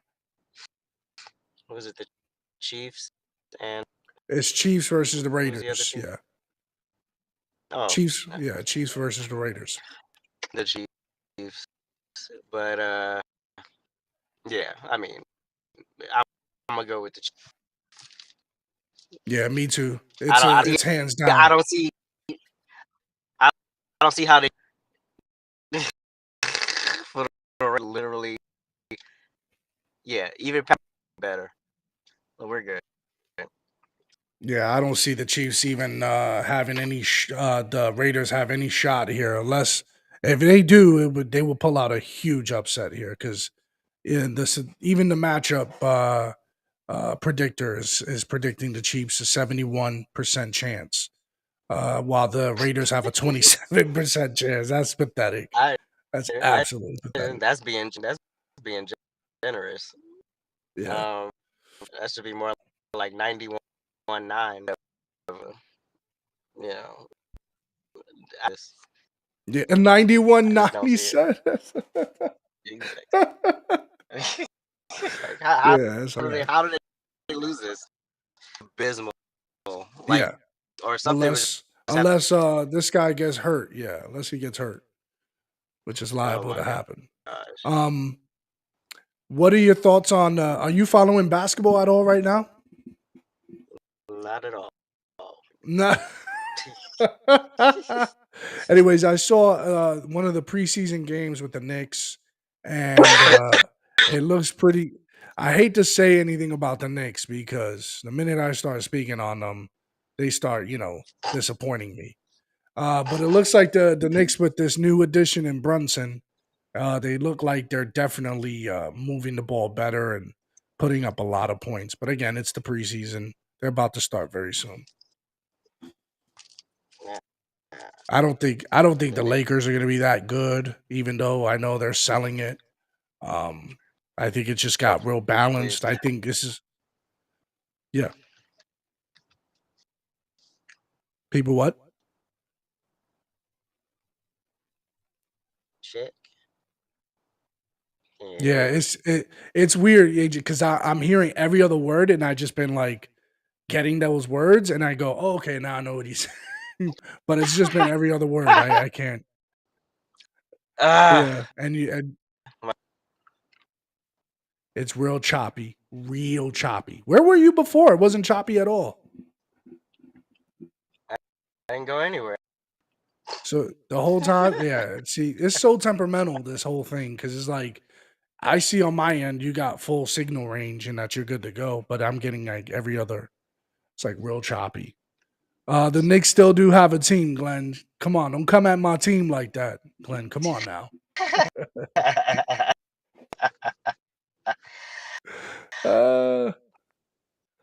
Yeah, I mean, it's become so predictable right now with the NBA. Not surprised by a lot of things. The teams in the East are usually garbage, so it is what it is. But hey, in the preseason, the NBA Knicks are lost. doing pretty good.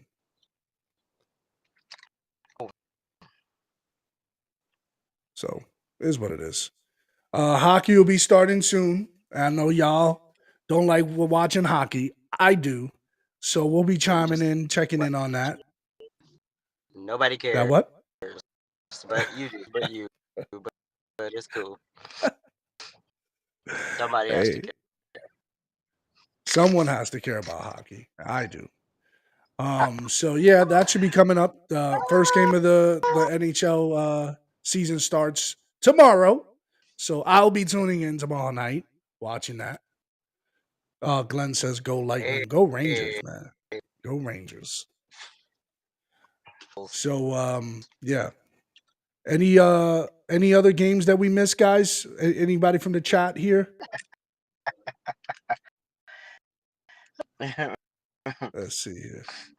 We could always play the Antonio Brown graphic again. I like that. I can do that all day. Just seeing him in that orange pleather. He's like this. Do your I can dance on it. did it on them. We Run it. we covered the Tampa Bay game already. Case Davis on the beat, yeah. Put that shit on. Put that shit on. Put that shit on. Put that shit on. Yeah. That Every time I see it, it drives me crazy. There's some new news from Antonio Brown's, whatever's going on with him. Apparently, he was like in Europe in a pool, and he was just like full Yes. on pleasuring himself. Did you hear about that? I think that guy needs help. I think he needs help. Sums up. Sums up. He's not all the way there, and he's lost it. His Vontaze Burfict knocked him up. What was that?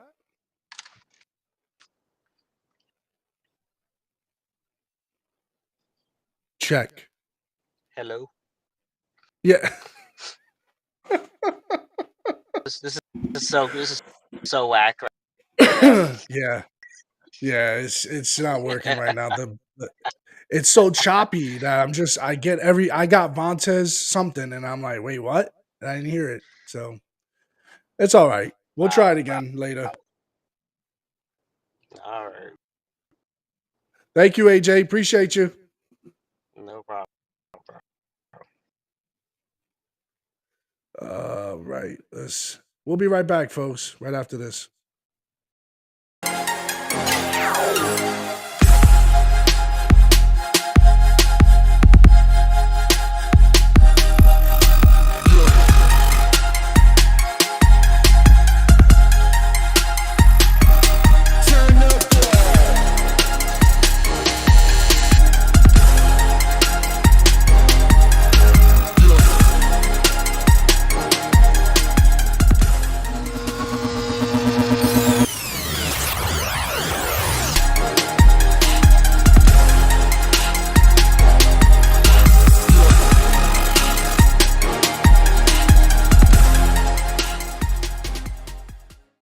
All right, we're back here on the Morning Fix Live radio show. Good morning. Happy Monday. And for some of you celebrating Columbus Day, which most of us are, and some of you celebrating Indigenous Day.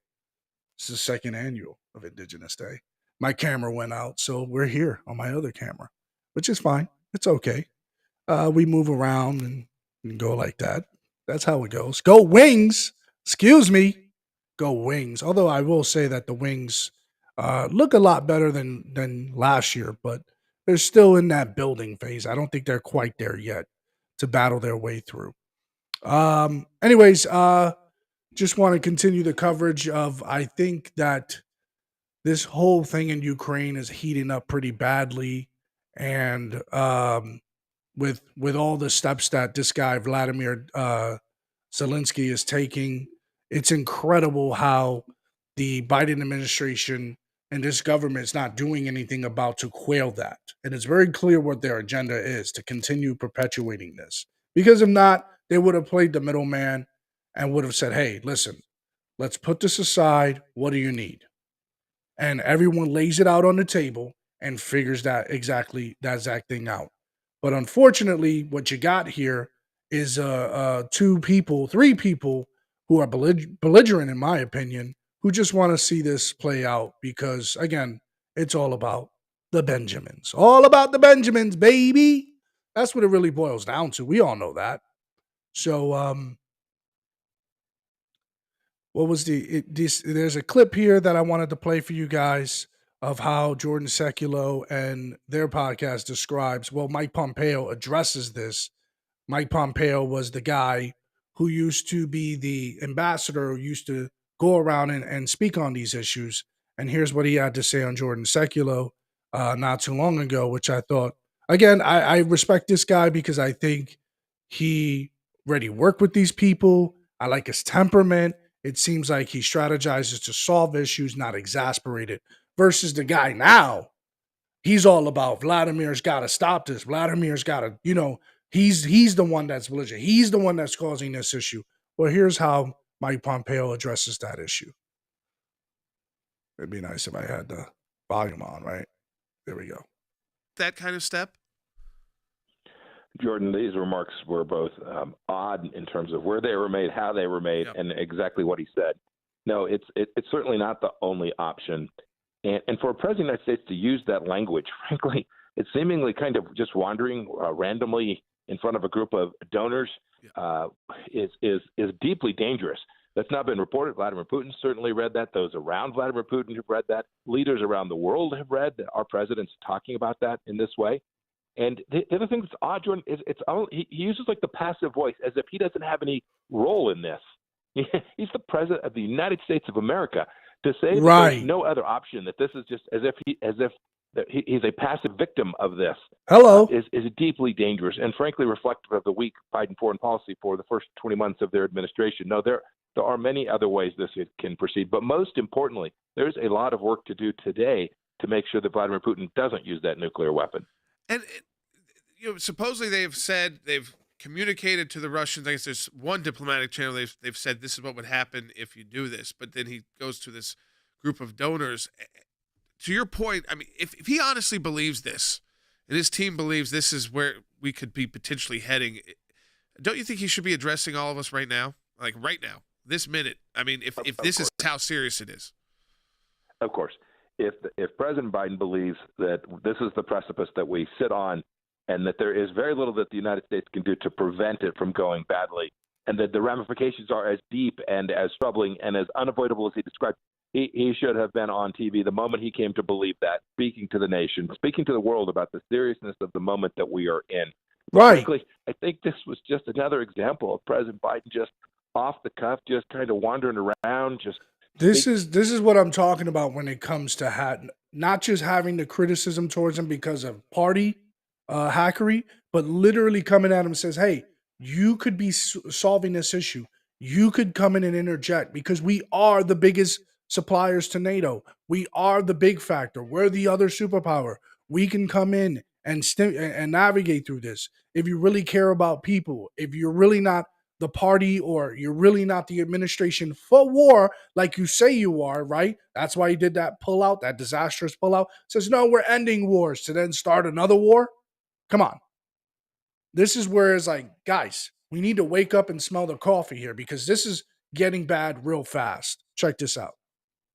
Speaking just extemporaneously, saying things that no president has said in a fundraising event who didn't say it, at least from the White House podium, but more importantly, to your point, to the nation from the Oval Office in an evening presentation in the way that every serious event has been handled by every president of the United States for decades and decades.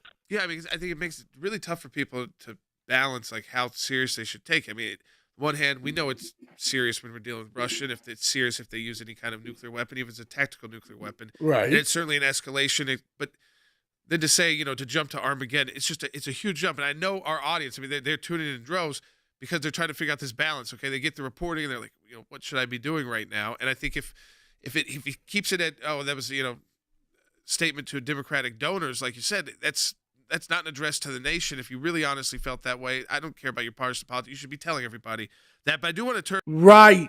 If this is getting real bad real fast and you're not looking to solve it, tell everybody. Why are you just keeping this to a fundraising event?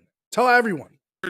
You're also a distinguished fellow with the Hudson Institute. You did this video series directly to the Chinese people, and it got the attention of the Chinese Communist Party. They got it in the letter. It was like it was like their version of a cease and desist. So tell people about this series.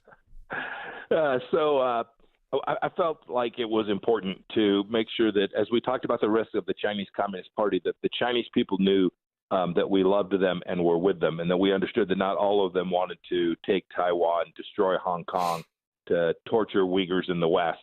And so I put together this little series. We've done 2 of them so far. I think there are 3 or 4 more. They're short. They're a couple, 3 minutes, and they speak directly to the Chinese people about where they find themselves and how it is the United States is prepared to assist them. And boy, I tell you, this irritated the Chinese Communist Party greatly. We got a letter was sent to the Hudson Institute from the embassy, the Chinese embassy in the United States, basically saying, shut up. Sure.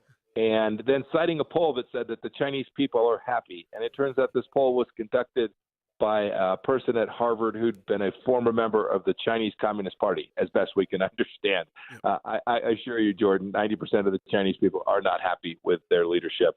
And I can also assure every one of your listeners that much like the ACLJ is staying in the fight and never gives up on this issue that matters so much to America. The Hudson Institute and me, we're going to stay at it, informing both the Chinese people and, most importantly, American people about how we can continue our freedom and our liberty here at home. Yeah, I mean, the second part of this that's troubling is that the poll that, just to make it clear, the poll that the Chinese Communist Party through their embassy in Washington cites in their letter saying, stop doing these videos, is a Harvard poll.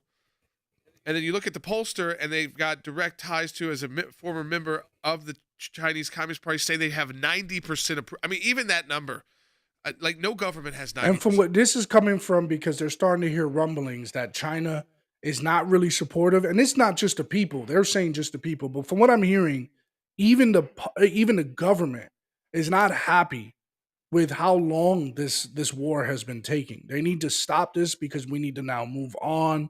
We need to now turn into a different direction. This is kind of stifling the growth of the world, the global economy. This is stifling everything because there's a lot of unevenness, uneasiness, a lot of anxiety going on. Countries are worried. Japan is worried. Australia is worried. And the steps that Vladimir Zelensky is taking is just exasperating steps. It's just leading to one step to the other. Want to sign an application in NATO? Dude, not right now. Not right now. What are you doing? Well, if anyone with their common sense, you see this guy's got his foot to the gas. He just blew up a bridge. He still keeps going. He has the whole, had a ceremony in Russia, says, hey, look, we annexed the whole western part of Ukraine. He is not stopping. He is keeping his foot on the gas. So here's what we have to do. Someone's got to put their pride aside and have to have that hard conversation. And then maybe going forward, have further deliberations. What are some of the do's and don'ts? This is what probably, I'm not a sympathizer, but probably what the Putin and his government are trying to figure out. What are the stipulations if you do join NATO? What are we doing here? Because right now you have stuff, you have access, you have direct access, you're close to us. We want to make sure we're protected, right? So I'm just saying, I'm not saying I'm defending. I don't like this. This whole situation, the timing is terrible. So I'm just saying, at some point, we have to figure out how to stop this. 7 months, 8 months, we're going to have another long war here on our hands. This needs to stop. So obviously China has not been happy with this, which is why you see Russia going around with other alliances like, Saudi Arabia. You saw them have a photo op, sit down with them. And, it's looking to brew to become something really nasty because people's pride are in the way. By the way, just the other day, Kerry Lake literally destroys the press media. I don't think the media was ready for this, courtesy of Brandon Tatum on his show here. Here's what that looked like. In the state right now. Tell me, is that something that you support? I support saving as many lives as possible. And what I really want to know, and I've been waiting, I tune into you guys all the time. I want to know where Katie Hobbs stands, but I never hear you guys ask her that. I'm pro-life. My plan would be that every woman who walks into an abortion clinic know that there are options out there. They don't have to choose that. There's families who would love to adopt a baby. And right now, the way it's been going, they go in and they only have one option. That's it. Nobody tells them that there's other options. We want to help our women. If they're afraid, we want to help them. We want to give women health care, and I want to help people. But I really challenge you, and I'm happy to get back to you on this when you find out where Katie Hobbs stands, because let me tell you where she stands. She supports abortion right up until birth and after birth. That's right. She supports if a baby survives. So this is where obviously there's a fundamental difference between the right and the left. The right wants to have limitations on abortion, some more extreme than others. We know that. And the same thing goes for the left, some more extreme than others. But a lot of the big states want to support the woman's right to choose up until the day of birth. And that's fundamentally a huge problem for most Americans. Is what, yes, most Americans want abortions, but most Americans don't want to kill children, babies, because up until the day of birth, that is a baby, right? You can argue early. Most people on the right will argue and say, hey, it's a baby when it's been conceived. And I agree. I, for one, agree. But there's not a unanimous consensus on that. But you know where it could be unanimous? When you reach that stage where you know that's an actual baby. You know, without a doubt, we're not going to be delusional. We're not going to play this game where a lot of the doctors are saying that they have to pull the baby halfway out to mutilate it.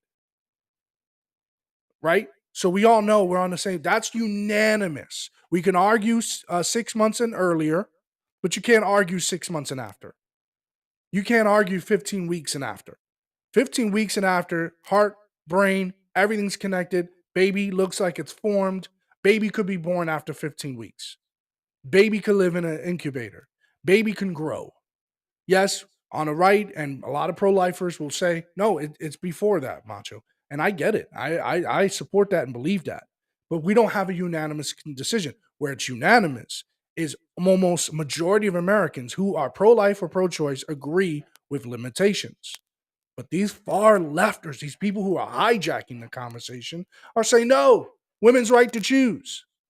Women's right to choose, in some places even up to birth. That's ridiculous. That's detrimental. Survives a botched abortion, that baby die on a cold metal tray. And none of you ever try to get her to talk about her stance. So get back to... And that's not fear-mongering. That's humanizing the situation in which now we've looked at as administrative. Oh, it's just an option we have. It's a resource. No. You're killing a baby, period. And that baby now has to die this way. All right. Me after you do. And tell her...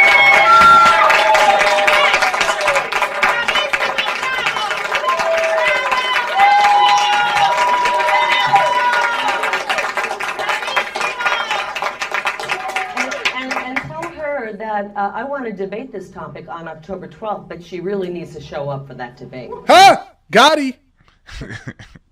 You talking about someone? Please call 911. She out here killing Katie Hobbs. Please call 911. Cause I'm in real big trouble. Oh my God, I love it because I like how I believe Carrie Lake doesn't have to pander. You know, she made a fair stance on abortions. She wants, when young women go into the clinic, to know that they have other options. They have other options. My whole thing is that I would vote to ban it. That's where not everyone is unanimous on that. Banning abortions, everyone in the House is not unanimous on that. We're not going to get to a place of understanding when it's a hard line like that. So yes, I do agree with Lindsey Graham, even though his timing was terrible. 15 weeks is awesome, is perfect, because everyone will agree to that. There's limitations on divorce. Hopefully it would diminish, and some states could have. So the feds will have a certain line. Some will, or maybe they may argue a more restrictive weeks. Maybe 15 weeks is too far. Maybe we need to bring it down to 10 weeks. Well, that's what the negotiation would be, right? Yes, banning abortion would be ideal. It would. But it's not going to have a unanimous backing because majority of Americans support the right to an abortion. It's just purely a right. They support it. But again, we have to continue the conversation and continue pushing that, hey, you don't have to what? Kill this baby. You have to say that. You don't have to kill this baby. There are options you have. Here are some of the options that they used to have that back in the day. Now they don't put that anymore. They don't put all those options out, especially in Planned Parenthood. because they're trying to encourage the woman to not feel guilty and not to be guilted. There's a whole lot of this stuff, especially when it comes to relationships. People don't want people to feel guilty in relationships. They want to just have some or not have some, or not go through the rough patches of a relationship. So they rather just, whatever, and just go about their merry way. But no one's encouraging those, hey, there are other options to how you can navigate through this. Or having those success stories.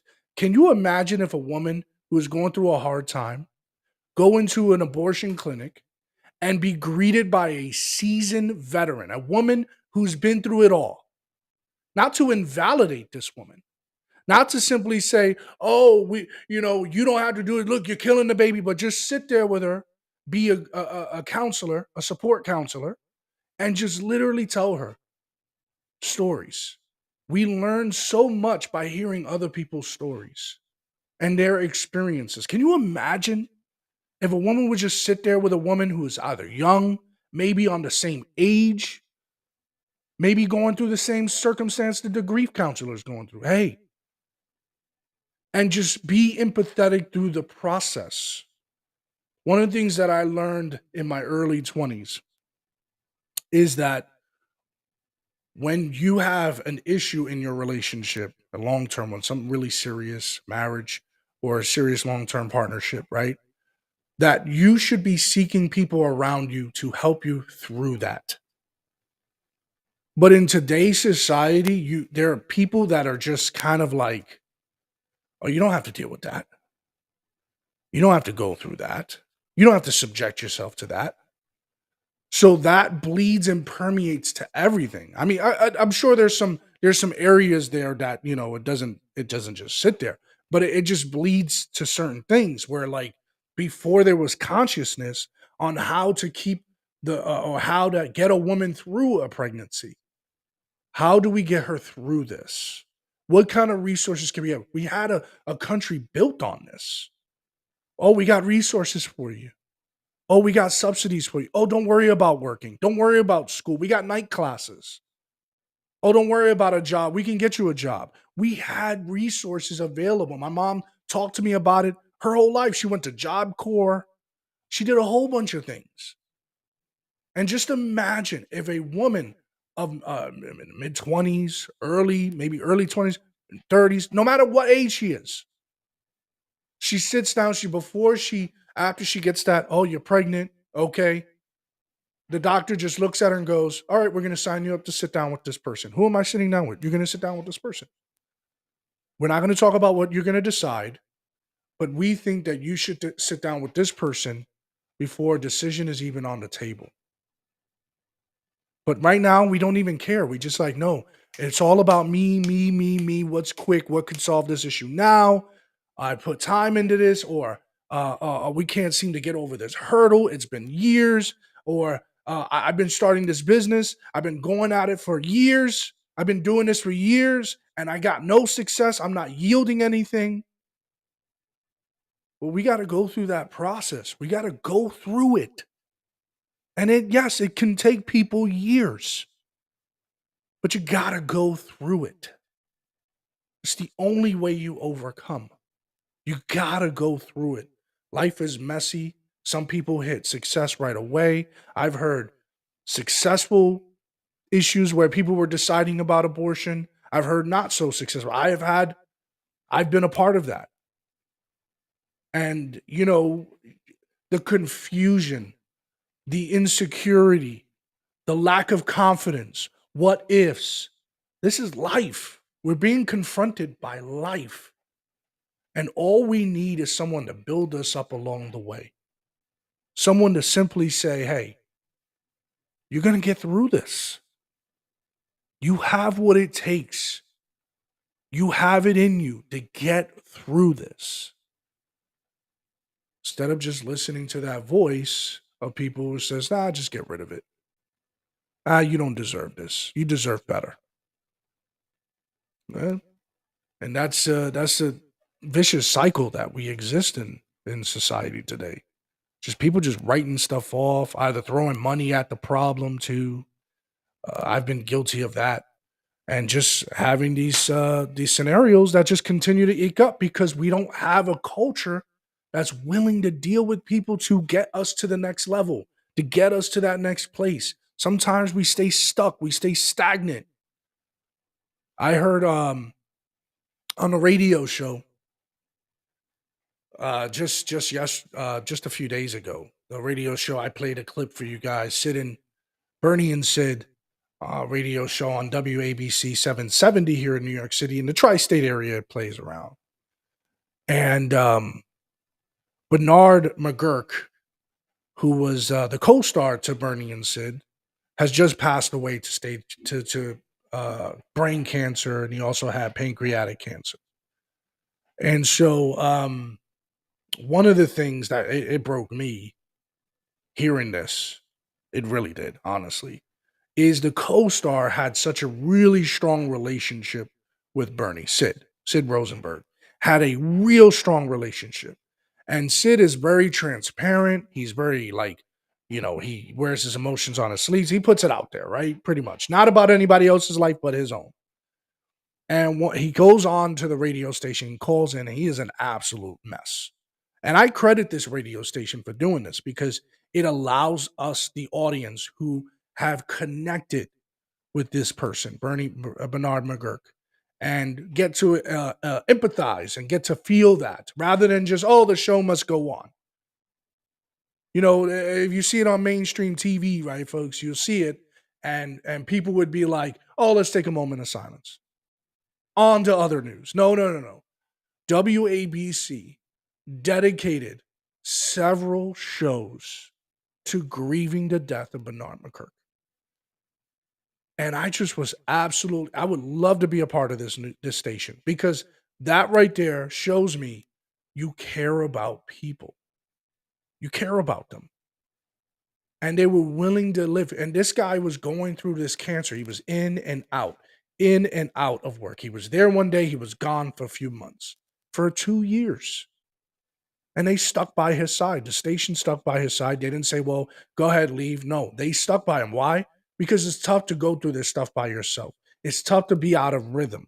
Well, we're going to give you something to do. Here's a show. You're here with Bernard. And Bernie and Sid show is number one nationwide. Right?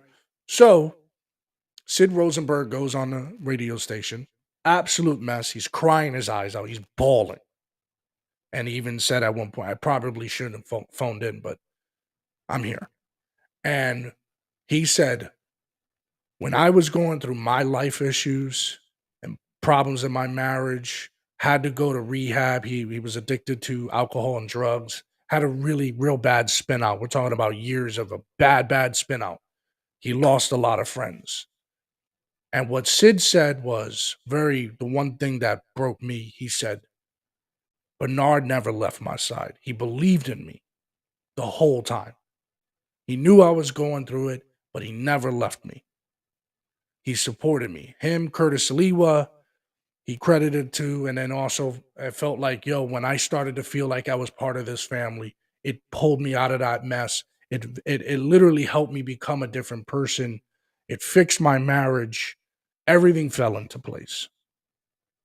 And so for me, I was just like, can you imagine if we don't give up on people?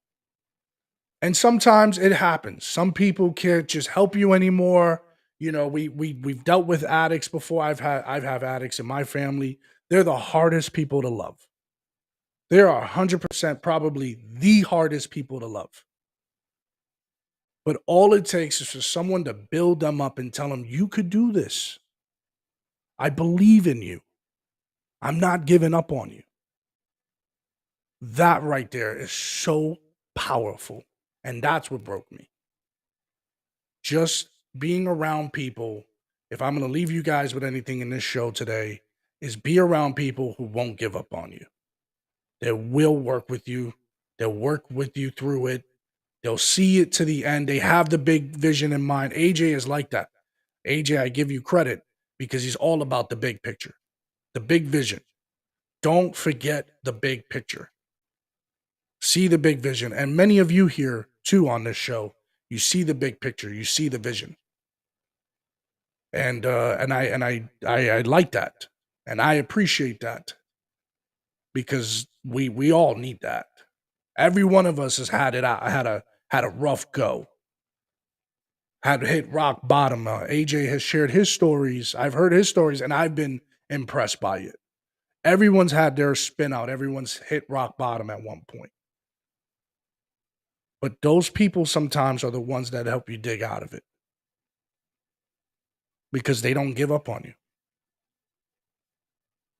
And that is what it is. We'll be back in a moment.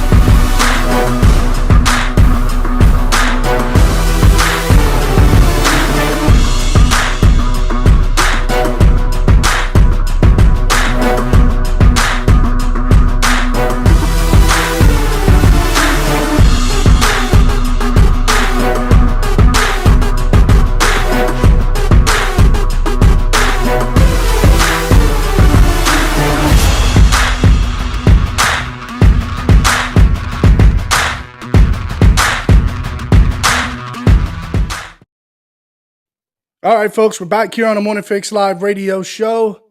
I want to thank you guys for tuning in on this holiday, Columbus Day, or Indigenous Day, however you celebrate it. You know how these people are. But anyways, we're here. We're having a good time. Nonetheless, it is 10/10/2022, 12:15 Eastern Standard Time here. It is a beautiful, wonderful 61 degrees. It's gorgeous outside. I'm going to probably take a walk, probably run some errands today. So I hope you guys do the same. Our last segment here, I want to cover this Piers Morgan, Andrew Tate exclusive. And there was some interesting things here. I'm not really an Andrew Tate guy. I'm not a fan of the guy, right? I'm not going to sit here and lie to you guys. I'm not a Piers Morgan fan either because Piers Morgan has always been very cynical and very critical to religiosity in general, whether it's Islamic faith, Jewish faith, Christian faith. But he primarily does not like the Christian faith in America and in the UK, Catholicism. He's a Christopher Hitchens sympathizer, right? So I would say I would attribute him to that. So here's a bit of this exclusive. Let's touch into this. Why is it automatic? Okay, but it's still something that came out of your mouth. So the point I was making was obviously at the height of the Me Too scandal, and also if we look at Amber Heard and Johnny Depp, there's been a lot of high-profile cases where men have been accused of things they did not do without evidence, and their lives have been completely and utterly destroyed. Right. When I say these things, people sit and say that, oh, he hates women. I don't hate women. I think rape is disgusting. I would take a stronger stance on rape than the British government. I think these people should face the death penalty. But to sit and say that women without evidence can go forward and just make up accusations against men, even though they've been repeatedly proven to destroy men's lives at will, is absolutely and utterly What about asinine. a woman who was raped back in 1988 and goes to the police? Then the man should face absolute and complete justice. But do you understand that when that clip appears on TikTok as a clip, and all right, as a clip, completely. Okay, but it's still something that came out of your mouth. Do you accept that when that appears on TikTok, a lot of young, maybe not as smart as you, young men, right, impressionable teenagers, will read that and go, "What's he saying here? Is he saying that rape doesn't exist?" Whoa. Where's the basis of this question? First and foremost, not as smart as you. Listen, even the dumbest person is smarter than this guy, by the way. I just put you there like that. Number one, not Andrew Tate, Piers Morgan. Okay? We live in a technological era. No one's just sitting on clips. The clips is what reels you in. If you are going just based on clips, then you're as stupid as Piers Morgan. Because who asks a question like this? If I saw a clip on TikTok, I saw a clip, a 1-minute clip on YouTube, I want to know where that came from. I want to see the context of that. Maybe not to really dive in and have a whole, expository understanding of it. No, I may just want to know, did I just hear what I heard he said? Where was he? What was he talking about? And maybe that's the whole idea. Movies do this. Anyone who's advertising do this. You ask AJ, he's probably made advertisement where it just shows a clip to be provocative. Kanye West has done this. Every artist on the planet has done something where it's clickbaitish, something that'll grab your attention, grab your eyes, and then boom, here we are. So what are you on earth, and why are you responsible for somebody's thought process over a clip? Honestly, a lot of things I could say in a very detailed fashion can be ripped apart and clipped on whether I say so or not. Oh, remember when Mach said that? Mach didn't say that. Why don't you go back and look at the entirety of the video? How many times we've seen this on TikTok where somebody's like, yo, download the live. Download the live. Watch the entire live, right? So it's literally the same situation here. No one's responsible for what you say. It's if it's just taken in a clip, which is why Andrew Tate responded the way. A clip, exactly, a clip. Oh, completely. I'm not going to sit here as a professional and say that I can't be taken out of context. What I will say is that one small sentence you've taken was from a 1-hour video where I explained that, of course, rape is disgusting. Of course, everybody should be punished for their crimes regardless of when they happen. But people are not perfect, male and female. And if you give women the opportunity to... This is why I say Piers Morgan has got to, come on, what are you talking? You took a clip from a 1-hour video. Why didn't you at least preface it with that? Come on, give me a break. And then questions. Hey, by you saying this stuff, do you realize how this is misogynistic? He says, and then Andrew Tate, rightfully so, responds. And again, like I said, I'm not a supporter of this guy. All he said was, to be misogynistic, you have to hate women. And this is what he was talking about, the age difference. He said 20-year-olds are better than 35-year-olds, right? He says, no, I don't hate women. I have a preference. That's a difference. That's not misogyny, dummy. Destroy men's lives without evidence. There's going to be a contingent of women who will do that. I'm trying to make a balanced and nuanced argument in a world where people have no attention span. They're going to take a few seconds, put it online, decide someone's good or bad, not be interested in the longer format. There it is. Wow. Video. And here I am. No, I'm certainly a person who takes personal responsibility. That's who I am as a person. But we live in a world now with TikTok videos 5 or 6 seconds long. There's no content. Do you think women are the property of men? No. The point I was making... Why have you said they are? Whoa. Do you think that women are the property of men? Is this man serious right now with this question? First of all, I don't know enough about Andrew Tate to know this. I know enough to know this. He's never said anything a woman's a property to a man. He may have talked about it in the context of a marriage, but he never talked about that generally. Women don't belong to just anyone. Men don't just belong to anyone. But when you're married, you do. There's a different commitment level. You belong to your spouse. Your spouse belongs to you. That's what marriage is about. That's why there are people that go to the wedding. I don't know if you guys know this, but people who go to your wedding, is not for you to show off how much money you spent on the reception, or how good your dress looks, and how your tiara looks on your head, and how the drinks are strong, and how the food is trash and cold. No, that's not what the wedding is for. The wedding is for the people to show up and bear witness of this union. That's what a wedding's for. To bear witness of this union. Because when people will say, oh, no, they don't belong together, you'll have witnesses to say, that's his man, that's her man, that's his woman. They belong to each other. They are one. You'll have many witnesses to be able to say that. All right, back to this. Because I made a religious point. I said that when a man marries a woman, the woman's father walks him down the aisle. Look at that. Down the aisle and hands her. I even see this clip. This is crazy. That's exactly what I was saying. All right, got it. To the man, traditionally, this is what it says in the Bible. I'm a religious person. I believe in God. I live in the most religious country in the world. So you do think that the woman becomes the men? I think she takes his name. I mean, let's watch the clip that you said about this so that we can get it in context. So I think my sister is her husband's property, yes. When a bride is walking down the aisle to marry the groom, the father walks next to her and gives her away. True or false? That But absolutely. But I've been married twice, as it turns out, and on both occasions, I didn't believe that the woman was being handed to me as chattel, as property. One, chattel and property are two different things, right? Chattel, what the hell are you throwing that in there, right? When you are with someone and they belong to you and you belong to them, you are no longer ownership of your own self. Again, he is referring this to religiosity. If you read the Bible about what marriage is, Piers Morgan, who hates religiosity, which I don't understand why he got married, marriage is in the context of religion. People who arbitrarily get married just to get married as a tradition is stupid because marriage is religious. It's the whole revelation of the triune God. That's what marriage is. It's God and man and wife. It is the triune God. That's what marriage is all about. It's to reveal that to society, how we're supposed to orchestrate with each other. That's what he's saying. He's rooting this in religiosity. Piers Morgan, like I said, doesn't like religion. I told you, he's like a Christian, Christopher Hitchens sympathizer. If you know anything about Christopher Hitchens, he wrote a book called God's Not Great. I have it in my shelf here. Christopher Hitchens probably has the best book on, I would say, atheism. It's not an ism, but as an atheist, wrote the best book I could ever find written by an atheist. It's not, you don't read it to say, okay, God's not real. He just wrote everything about how society doesn't reveal that to him.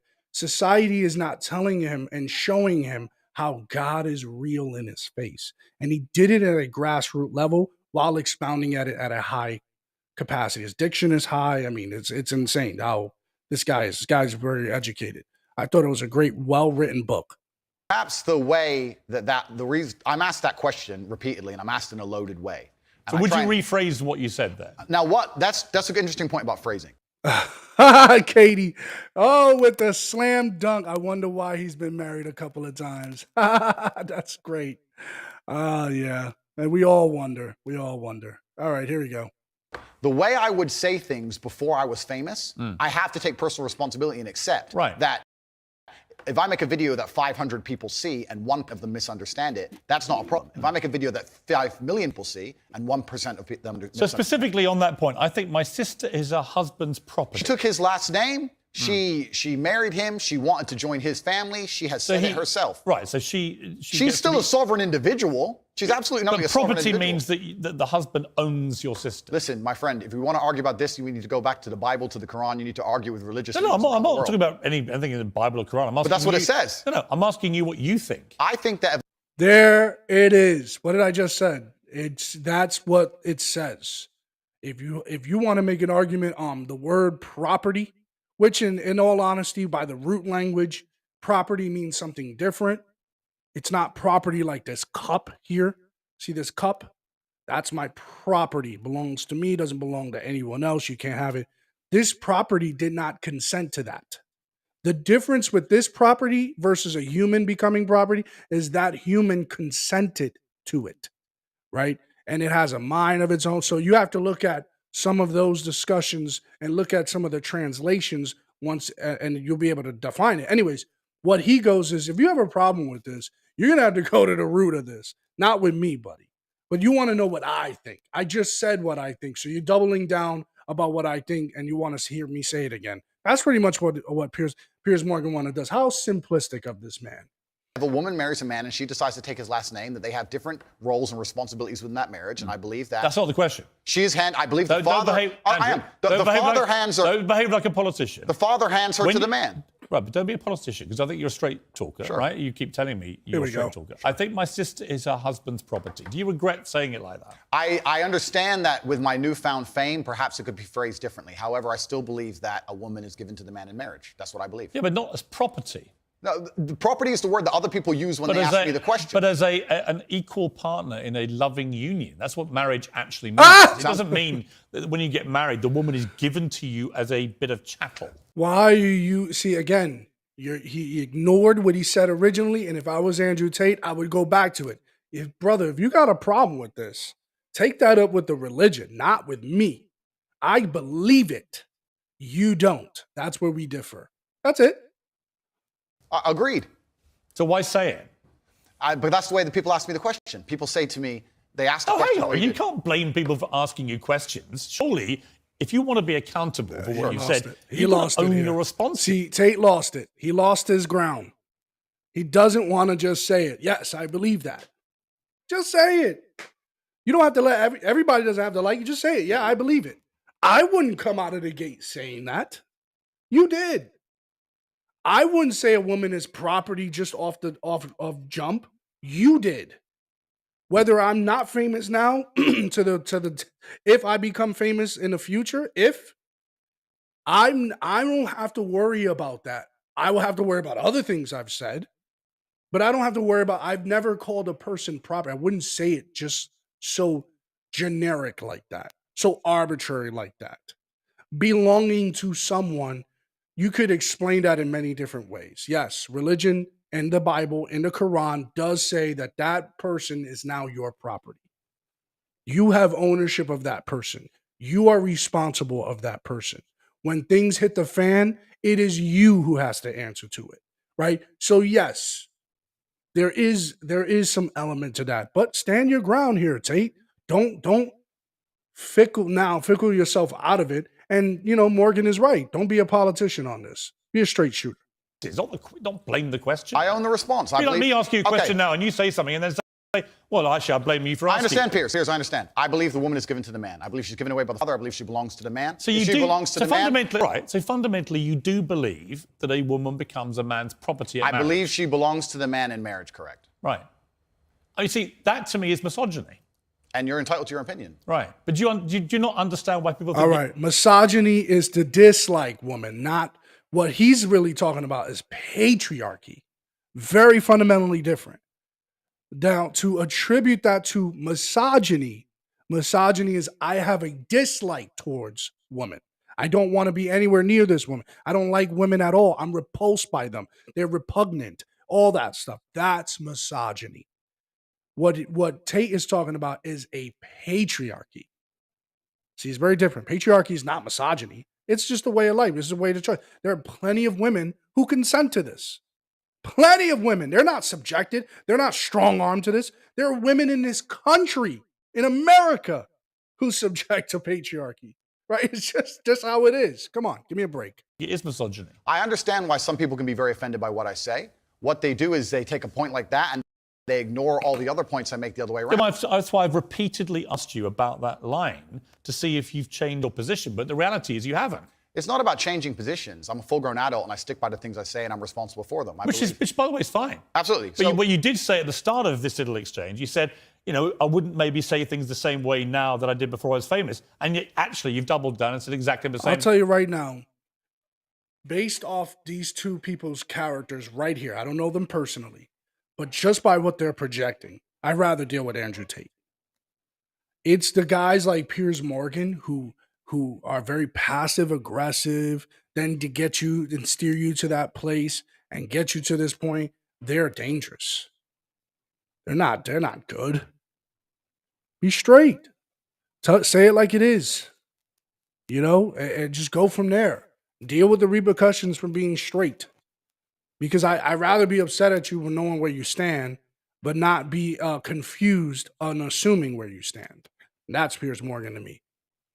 Thing. On certain points. So that is what you believe. That's my point. Yes. I'm trying to work out, look, I don't know you. We've Correct. just met, right? Yeah. I'm trying to work out who Andrew Tate is and what you actually believe. No, you're not. I don't want to twist anything at all. You're not trying to know him. You're trying to persecute him. Trying to know him is go, oh, that's how you see women. Okay, I got another question for you. See the difference, folks? What he goes is, you believe women are property? Okay, that's misogynistic. No. Yeah, you're not getting to know him. You're persecuting him. You're judging him. You're going at him looking like that. If you want to get to know him, you go, okay, that's how you see women? Okay. Why do you see women that way? Oh, that makes sense. Okay. You don't have to agree with it. You just okay. Now move on to the next point. But you're sitting on this. You're not trying to get to know him. make it very, very clear to the camera. I believe a woman is given to the man in marriage. I believe that. I also believe a man has a duty to protect and provide for her. I believe a man should lay down his life if something happens or his wife's life is threatened. I believe that women and children first are on the lifeboats. But men, I believe that men. But a man doesn't own a woman. It's not. No. It's okay. Unless they literally buy them as a slave. Well, obviously, we're not talking about that. We're talking about religious. Slave trade is different from marriage. Again, this guy doesn't know religion. And again, if I was Andrew Tate here, I would recline back to what he originally said. Sounds to me you have a problem with religion, sir, not with me. It's biblical marriage. We're talking about something else. Yeah, but I'm a Christian. I don't believe that I own my wife. Do you believe your wife given away to you when she took your last name? I believe I'm a Christian. Now I'm a Christian now. Bogus. that there is a process. A father traditionally walks his daughter down the aisle and hands And why does he? his No. daughter to this- See again. What did he say? What did he say? What did I say? What did I address in the beginning of this whole segment? I said people traditionally get married in this country, and perhaps now appears more in Europe. They traditionally blindly get married because it's been a passed down practice, but don't understand what marriage really means.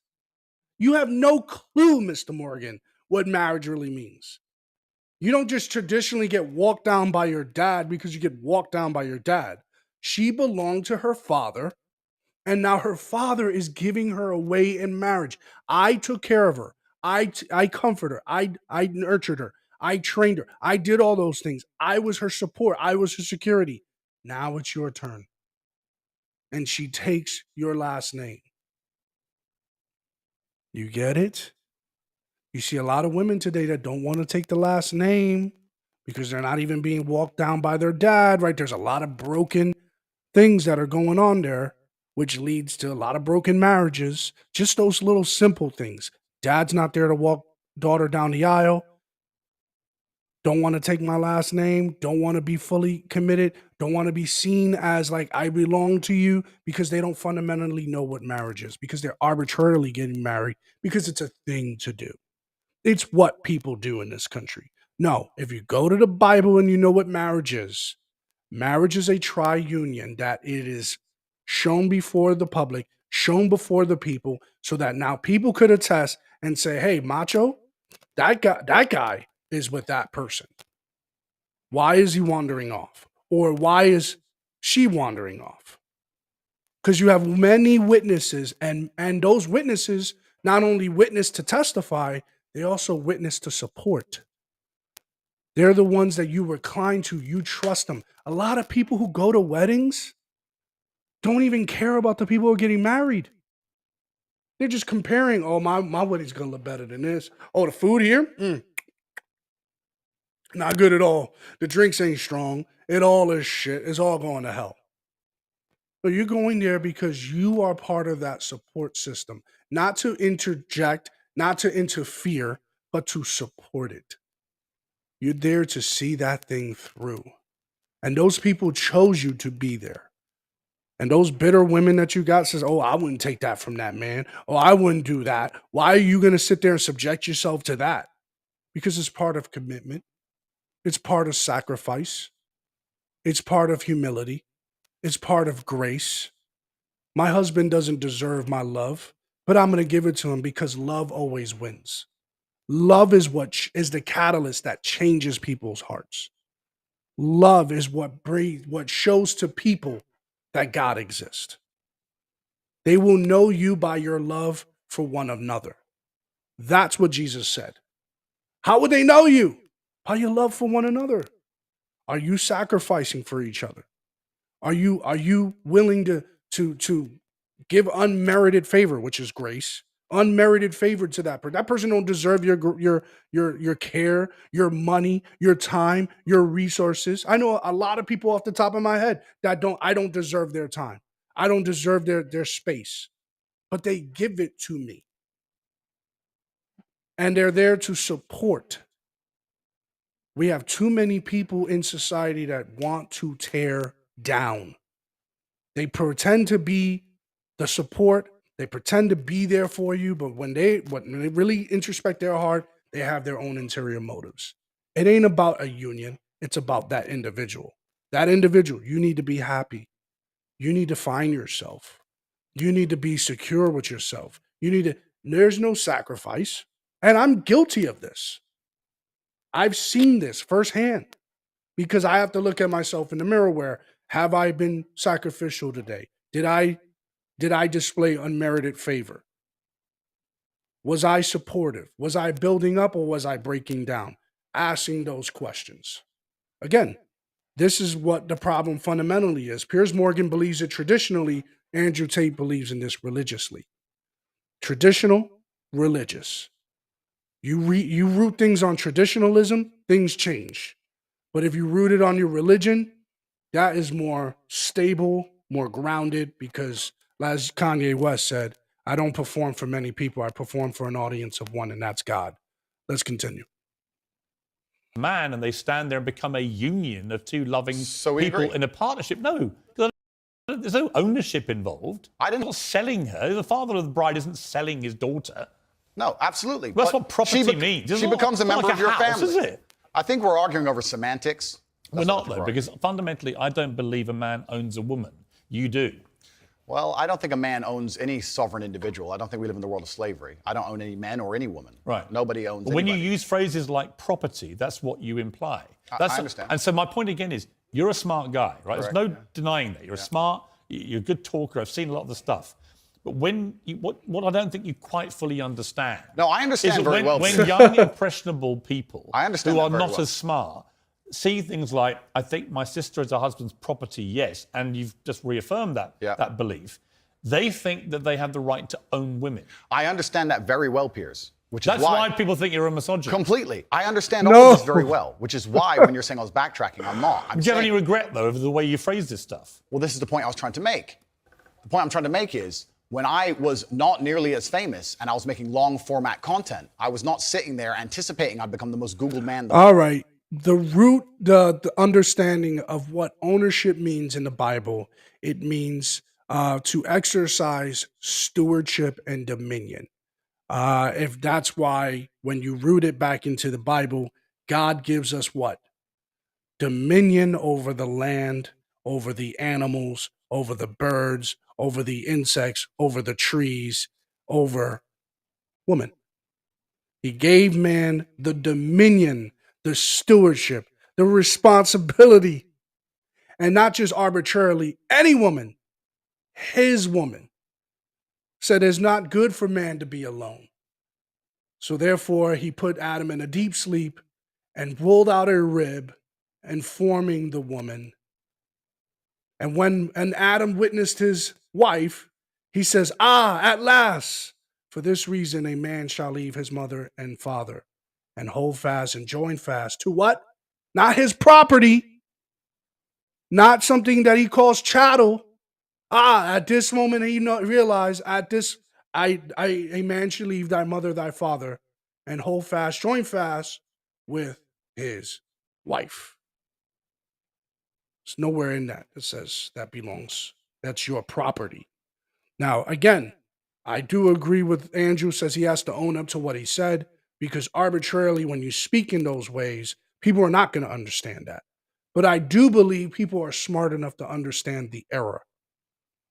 I'm not going to sit here and call Tate a misogynist. I would tell him that he's immature at times. He's not a misogynist. Clearly, he likes women. You guys look at him, look at his history. Look at what's going on with him right now. All right, let's just see a little bit more of this and then we're done. The planet, and that few seconds could be taken out of context. That was not my anticipation. No, but it's still what you believed. It's what you believe now. So what's the difference? It's not about. You're asking me. You're saying that young people who are If impressionable. you said to me, look, Piers, honestly, I've had time to think about this, and I wish I hadn't said it. I don't believe that. That's one thing. Actually, you've said the opposite. You said, actually, that's what I think. Yeah. I think that when it doesn't really matter whether you recorded it when you're famous or not famous. It's what you actually believe, right? I believe that a man has a duty to protect and provide for a woman. I believe that that's a right. woman's father gives her away to the man. That's what right. I believe, and that's in my marriage. That's the circumstance I'm going to live under. If people want to live in a different scenario, that's completely theirs. Their prerogative. You went on to say about authority over women. If I have a responsibility over her, I must have a degree of authority. Yeah. For the same reason, if I have responsibility over and people are going to use their mind, it's an example, an analogy. responsibility over a child, I have to have some authority. Yeah. So you believe as part of your ownership or your property of the woman, you have stewardship is what he really means to say. But again, the skewed version is to say ownership. And belonging to someone and being responsible for someone is in some way having authority. Just like I've always said, we are morally superior to our children. We are inferior to our parents morally. We are, and we have to understand that. And I think we've lost sight of that. That's why kids don't care about what they're doing. That's why kids don't care about, tackling the police and about all these kinds of things. There's a video here. I want to find that video for you guys and leave you with that of a teenager big tackled the police officer just recently. Slams police. And this just happened recently, and it's causing a lot of rift. And again, this goes down to not having that understanding, wherewithal, and respect for eldership, and understanding the authority does not belong to this police officer arbitrarily. The authority belongs to your parents. Now, would your parents want you to do this? Would your parents say, "Hey, people of my equal stature, I want you to tackle them. People of my equal stature, I want you to beat them down." No. Obviously, something's going on here. This police officer in the school had to respond to that. And here's how that teenager decided to respond to this. And it's causing a lot of rift on the internet here. I want you guys to see this. Check this out.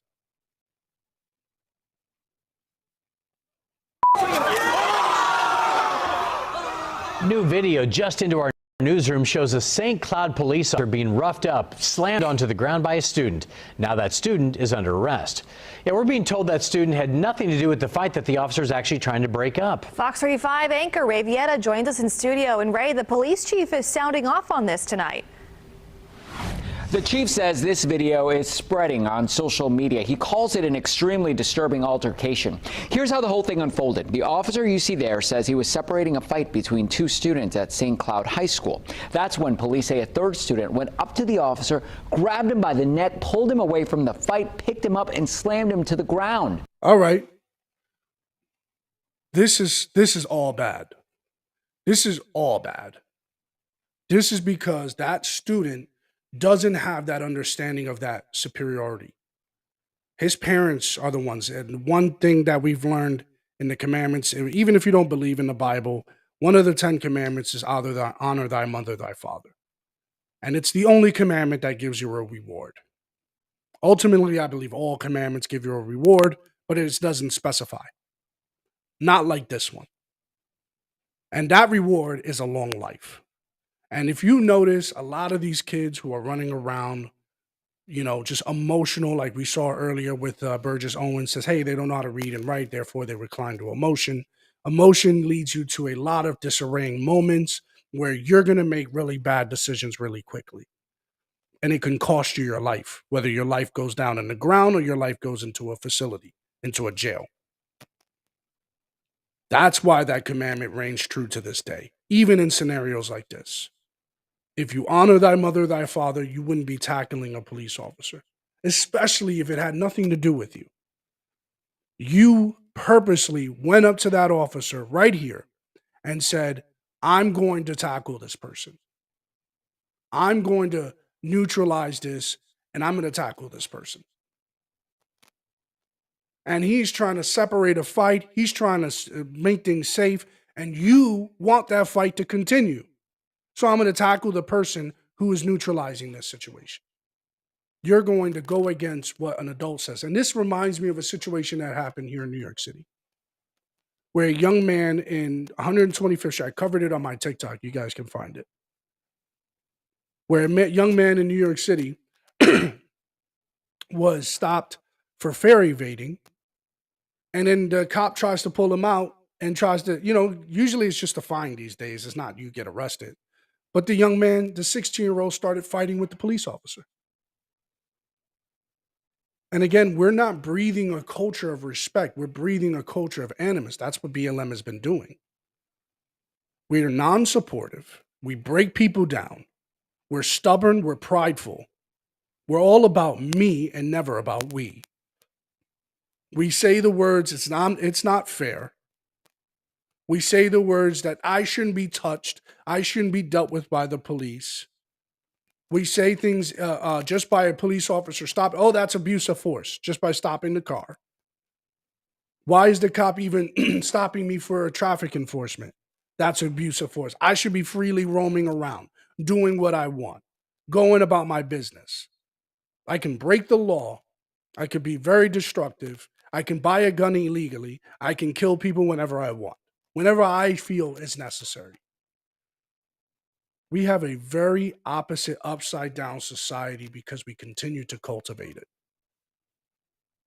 We have progressives, we have leaders, we have so many people literally joxing for this and saying, this needs to happen. We need to defund police. We need to break up marriage. We need to break up the nucleus of the family. We're no longer going to go by binary terms. I had a really funny conversation with my brother last night because he says he's 48 years old and he's working for a company, which I won't mention, working for a big company. And he says, now they're telling me I have to address people generically or generally rather than say ladies and gentlemen. He says, now you're going to tell me I can't say what I've learned to be true my entire 48 years of living. There's no men and women. There's no ladies and gentlemen. And now I gotta accept this overnight. You just breathe into me all of this. Oh, well, we gotta be accountable for the LGBT plus community. I am gay, but I don't ascribe to being LGBT plus. What is all of that? I marched in the 90s. I was out there. I was at Stonewall. I wanted to exercise. I wanted to be freely gay and no one bother me. That's when it was real persecution, because by you holding a hand of a man as a man would literally be physical violence. But today, people are getting offended by what people say. How? They wouldn't have survived in my time. That's what he told me. He says, this is what I am. This is who I am. And I don't, at the end of the day, it wasn't a destructive society. What they're doing now is more destructive than anything before. The over-exaggeration during the Jim Crow days. We're seeing more racism today than we did under Jim Crow. Think about that. During segregation. And that's because we've lost the respect line and the authority line of how things should be. Honor thy mother, thy father. Respect and be committed to marriage.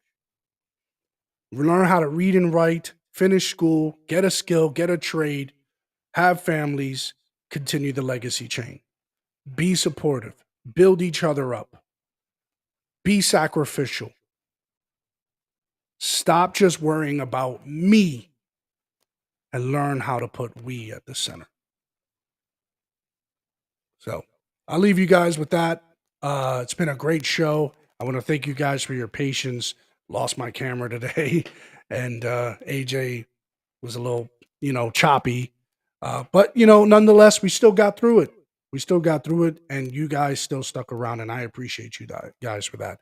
So until tomorrow, we'll be back here tomorrow here on the Morning Fix Live radio show. Be sure to tune in. See you guys.